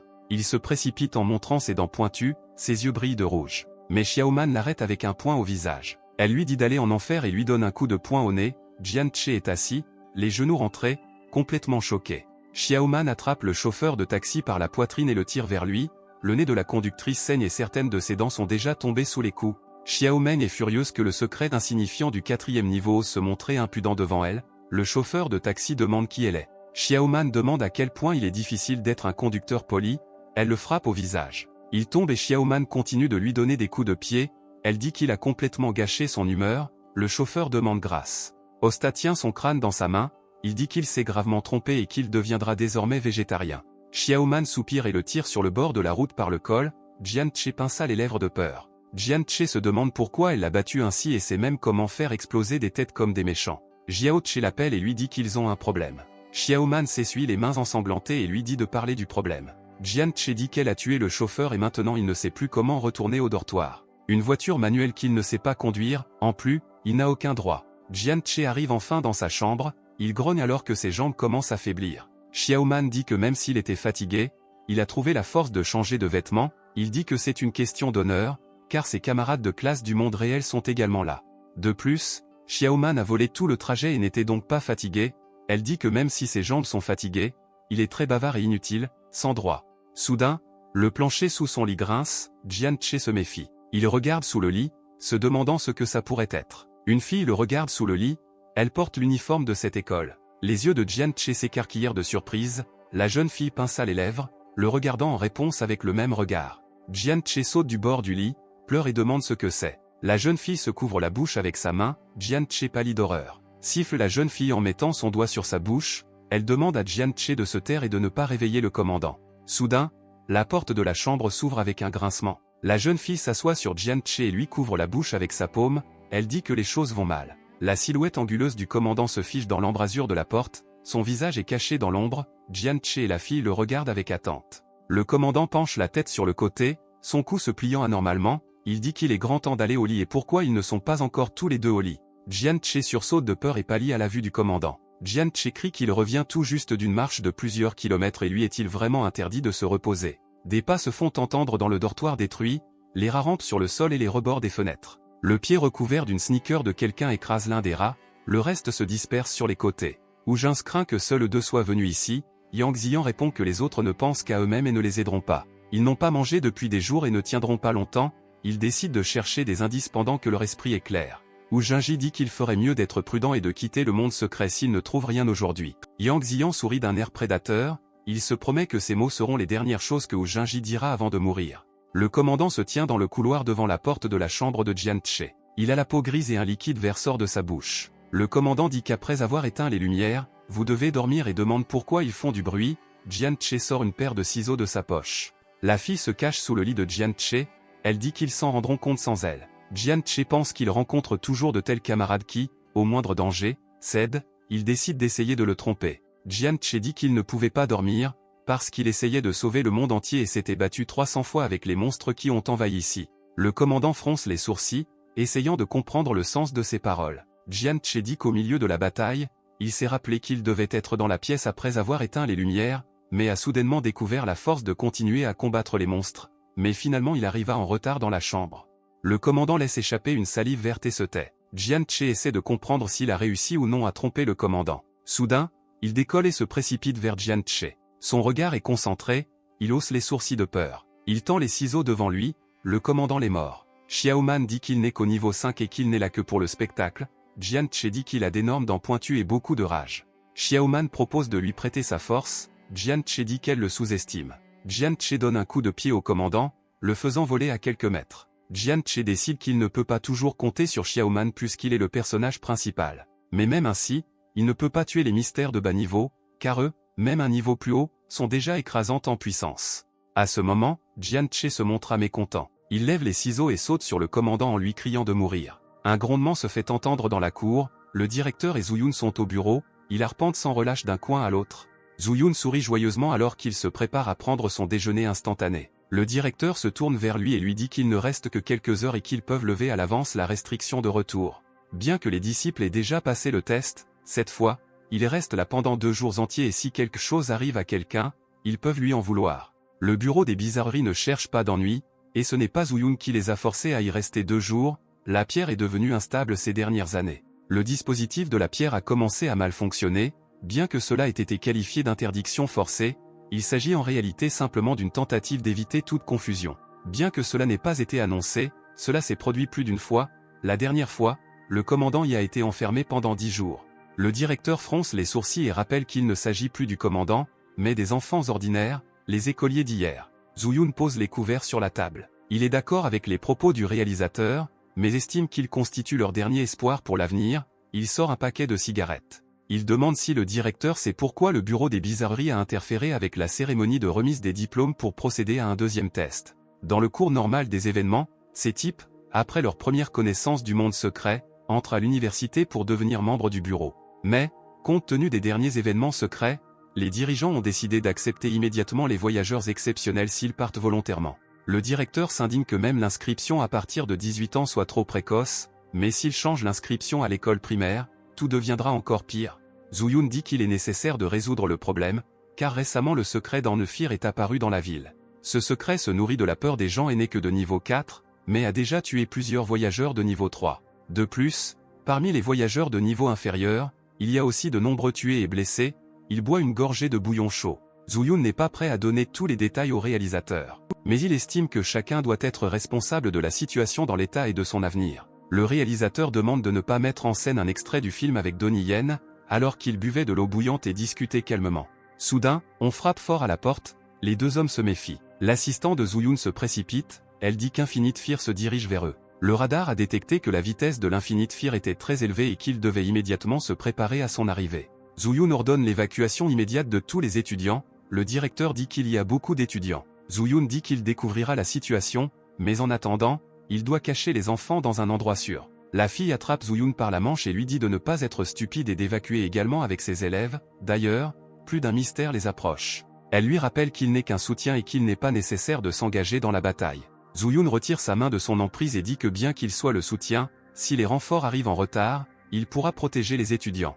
Zhu-Yun dit qu'il est dans le bureau non seulement parce qu'il sait diriger, mais aussi se battre, et que ses enfants sont leur avenir qui doit être protégé. Dans la fenêtre du dortoir, vous pouvez voir 2 lits et une chaise avec un bureau, il y a une certaine agitation à l'intérieur. Jian-che frappe le commandant avec des ciseaux, mais celui-ci parvient à se couvrir avec ses avant-bras. Jian-che saute et lève les ciseaux au-dessus de lui pour frapper le commandant, il s'accroupit. Le commandant saute en l'air en effectuant un saut périlleux vers l'avant. Jian-che frappe le sol avec des ciseaux à l'endroit où se trouvait le commandant à l'instant. Un sourire effrayant s'étira sur le visage du commandant. Il atterrit adroitement sur ses hanches, utilisant sa main pour maintenir son équilibre. Jian-che est couvert de coupures, de contusions et de sang, il est à bout de souffle et comprend que même le secret du 5e niveau est un adversaire très puissant. Ils se battent depuis très longtemps, mais il s'en moque. De plus, le commandant est devenu plus impudent et semble désormais s'amuser avec Jian-che. Jian-che doit trouver un moyen de le vaincre, Xiaoman propose de lui prêter ses pouvoirs pour terminer la bataille. Jian-che sourit et lui dit de ne pas essayer de le séduire avec une offre aussi alléchante. Même s'il était à nouveau touché, il ne pourrait s'empêcher d'infliger au moins une égratignure au commandant, apparemment, tout le problème réside dans ses capacités.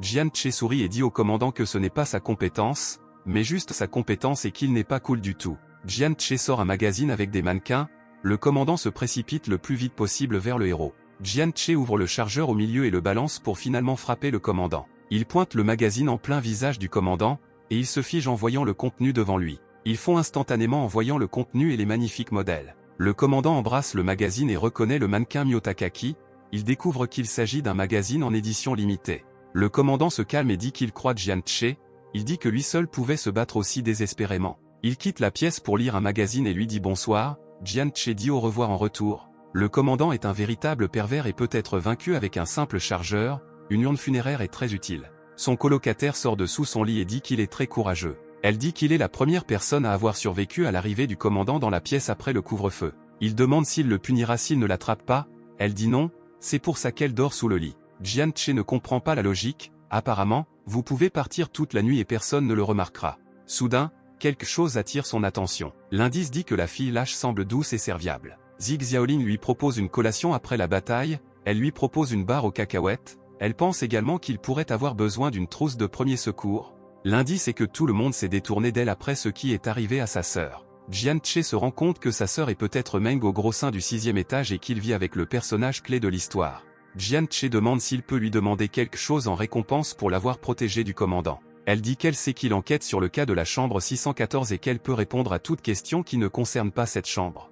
Jian Che demande à Xiao Meng s'il semble vraiment si peu fiable, l'esprit répond qu'il a besoin d'être plus confiant. Jian Che dit qu'il est maudit depuis son enfance et c'est pourquoi il a été transféré dans cette école. Il dit qu'on lui a dit qu'il y avait un malheureux dans cette école qu'il devait sauver et briser la malédiction. Il attrape la main de Zig Xiaoling et dit qu'il a réalisé qu'elle est exactement celle dont il a besoin. Il dit que dès qu'il l'a vue, il a immédiatement réalisé qu'elle était différente des autres, parce qu'elle était cette fille au bon cœur. Il demande si elle va l'aider, la fille est étourdie et ne sait pas quoi répondre. Xiaoman dit que la fille est lâche, mais pas stupide et qu'elle ne croira jamais de telles bêtises. Zig Xiaoling demande s'il parle avec son cœur, Xiaoman ne croit pas ce qu'elle a entendu. Jian Che dit qu'il est très sérieux et qu'il a peu de temps pour aider l'élu et se libérer de la malédiction. Il dit que la victime court un danger mortel s'il ne l'aide pas rapidement. Elle fronce les sourcils et accepte de répondre à ses questions, elle dit que s'il veut aider sa sœur, il doit aller aux toilettes pour femmes au 6e étage de l'ancien dortoir. Zig Xiaoling dit que sa sœur a jeté une malédiction sur toute l'école, donc personne ne peut parler de son cas. La fille sort la poupée et l'attend à Jian Che. Jian Che prend la poupée avec confusion sur le visage. Le système informe qu'un objet spécial a été reçu, la poupée préférée de la sœur, elle conserve encore un peu de sa chaleur. Jian Che presse sa joue contre la poupée et soupire de plaisir. Il dit que la poupée sent très bon, Xiaoman dit qu'il se comporte comme un véritable pervers. Jian Che dit qu'il voulait juste s'assurer si la poupée était chaude ou s'il s'agissait d'une métaphore. Zig Xiaoling dit de prendre soin de cette poupée, car elle deviendra très utile au bon moment, elle dit avoir vu son ami aux cheveux bouclés. Il s'avère que Van Def a quitté l'auberge avant l'extinction des Lumières, Jian Che pensait qu'il n'avait plus de résurrection, mais il a osé y aller. Apparemment, Van Def n'est pas aussi simple qu'il voudrait le paraître. Oui, et d'autres sont venus volontairement dans ce monde et n'ont pu s'empêcher de se préparer. Jian Che ouvre la trousse de premier secours et en sort un pansement. Jian Che soigne ses blessures et pense qu'il n'y a pas beaucoup de gens honnêtes et justes comme lui. Xiaoman demande pourquoi il jouait avec des ciseaux, Jian Che dit que les médicaments ici sont très efficaces et il aimerait en emmener quelques-uns avec lui. Elle croise les bras et lui dit de ne pas gâcher l'essence de leur monde. Jian Che sent qu'ils vont bientôt se battre, il offre à Xiaoman une barre chocolatée, elle répond qu'elle n'a rien à manger et rien à manger. Il précise de quelles autres fonctions corporelles elle peut se passer et sur quoi elle parvient à économiser. Xiaoman s'envole furieusement et dit qu'il mettra fin au contrat avec lui et le détruira, Jian Che dit qu'il plaisantait. Soudain, une douleur insupportable lui transperce la tête, il serre les dents et ferme les yeux. Xiaoman demande ce qui ne va pas chez lui, il commence à briller et dit qu'il a l'impression qu'on lui transperce la tête avec des aiguilles. Elle dit que cela pourrait être une invasion spirituelle, c'est exactement ce qui s'est passé au 6e étage. Elle dit que l'invasion diffère des illusions en ce sens qu'il est tout à fait possible d'en mourir. Xiaoman dit que protéger sa volonté spirituelle des influences est très fatigant et qu'il doit lui-même faire attention. Elle insiste et demande pourquoi son pouvoir spirituel est devenu plus fort, elle ne connaît pas l'influence du niveau de sympathie sur sa force. Il dit que tout est possible avec un effort approprié, il serre la poupée dans ses mains. Xiaoman dit qu'elle était juste distraite cette fois-là, Jian Che dit qu'elle ne devrait pas se laisser distraire, car ils sont censés se protéger mutuellement. Il lui dit de prendre son travail plus au sérieux, la poupée dans ses mains se penche en avant. La poupée commence à courir dans une certaine direction, il demande s'il s'agit d'une invasion spirituelle. Xiaoman dit qu'ils doivent suivre le jouet. Jian Che comprend la direction dans laquelle la poupée a couru. Il regarde le couloir vide et presque propre du 6e étage. La poupée s'est arrêtée devant la porte entrouverte des toilettes pour femmes. Jian Che ouvre la porte et dit qu'il n'aime pas aller dans des endroits interdits. Il dit que la dernière fois, il a vu quelque chose d'étrange et d'incompréhensible dans les toilettes des femmes, il essaie de voir où la poupée a couru. Soudain, il entend quelqu'un siffler, il ouvre grand les yeux de surprise. Il regarde les cabines fermées et entend la respiration rauque et mesurée de quelqu'un. Il écoute la cabine, il a vérifié les chambres des autres membres et aucun d'entre eux n'était dans son lit. Il remarque qu'une cabine est verrouillée, car la bande rouge sur la porte signifie qu'elle est occupée. Jian Che dit que tout le monde dit contrôler ses pulsions physiques, mais tôt ou tard, le besoin naturel prend le dessus. Il enfonce la porte et leur dit d'arrêter de se cacher afin qu'ils puissent terminer la mission rapidement. Quelqu'un se met à crier furieusement, les yeux de Jian Che s'écarquillèrent de surprise. Un Van Def battu est assis dans la cabine, il demande de ne pas le tuer et dit qu'il fera comme s'il n'avait rien vu pour ne pas être tué. Jian Che ne comprend pas ce qui se passe ici.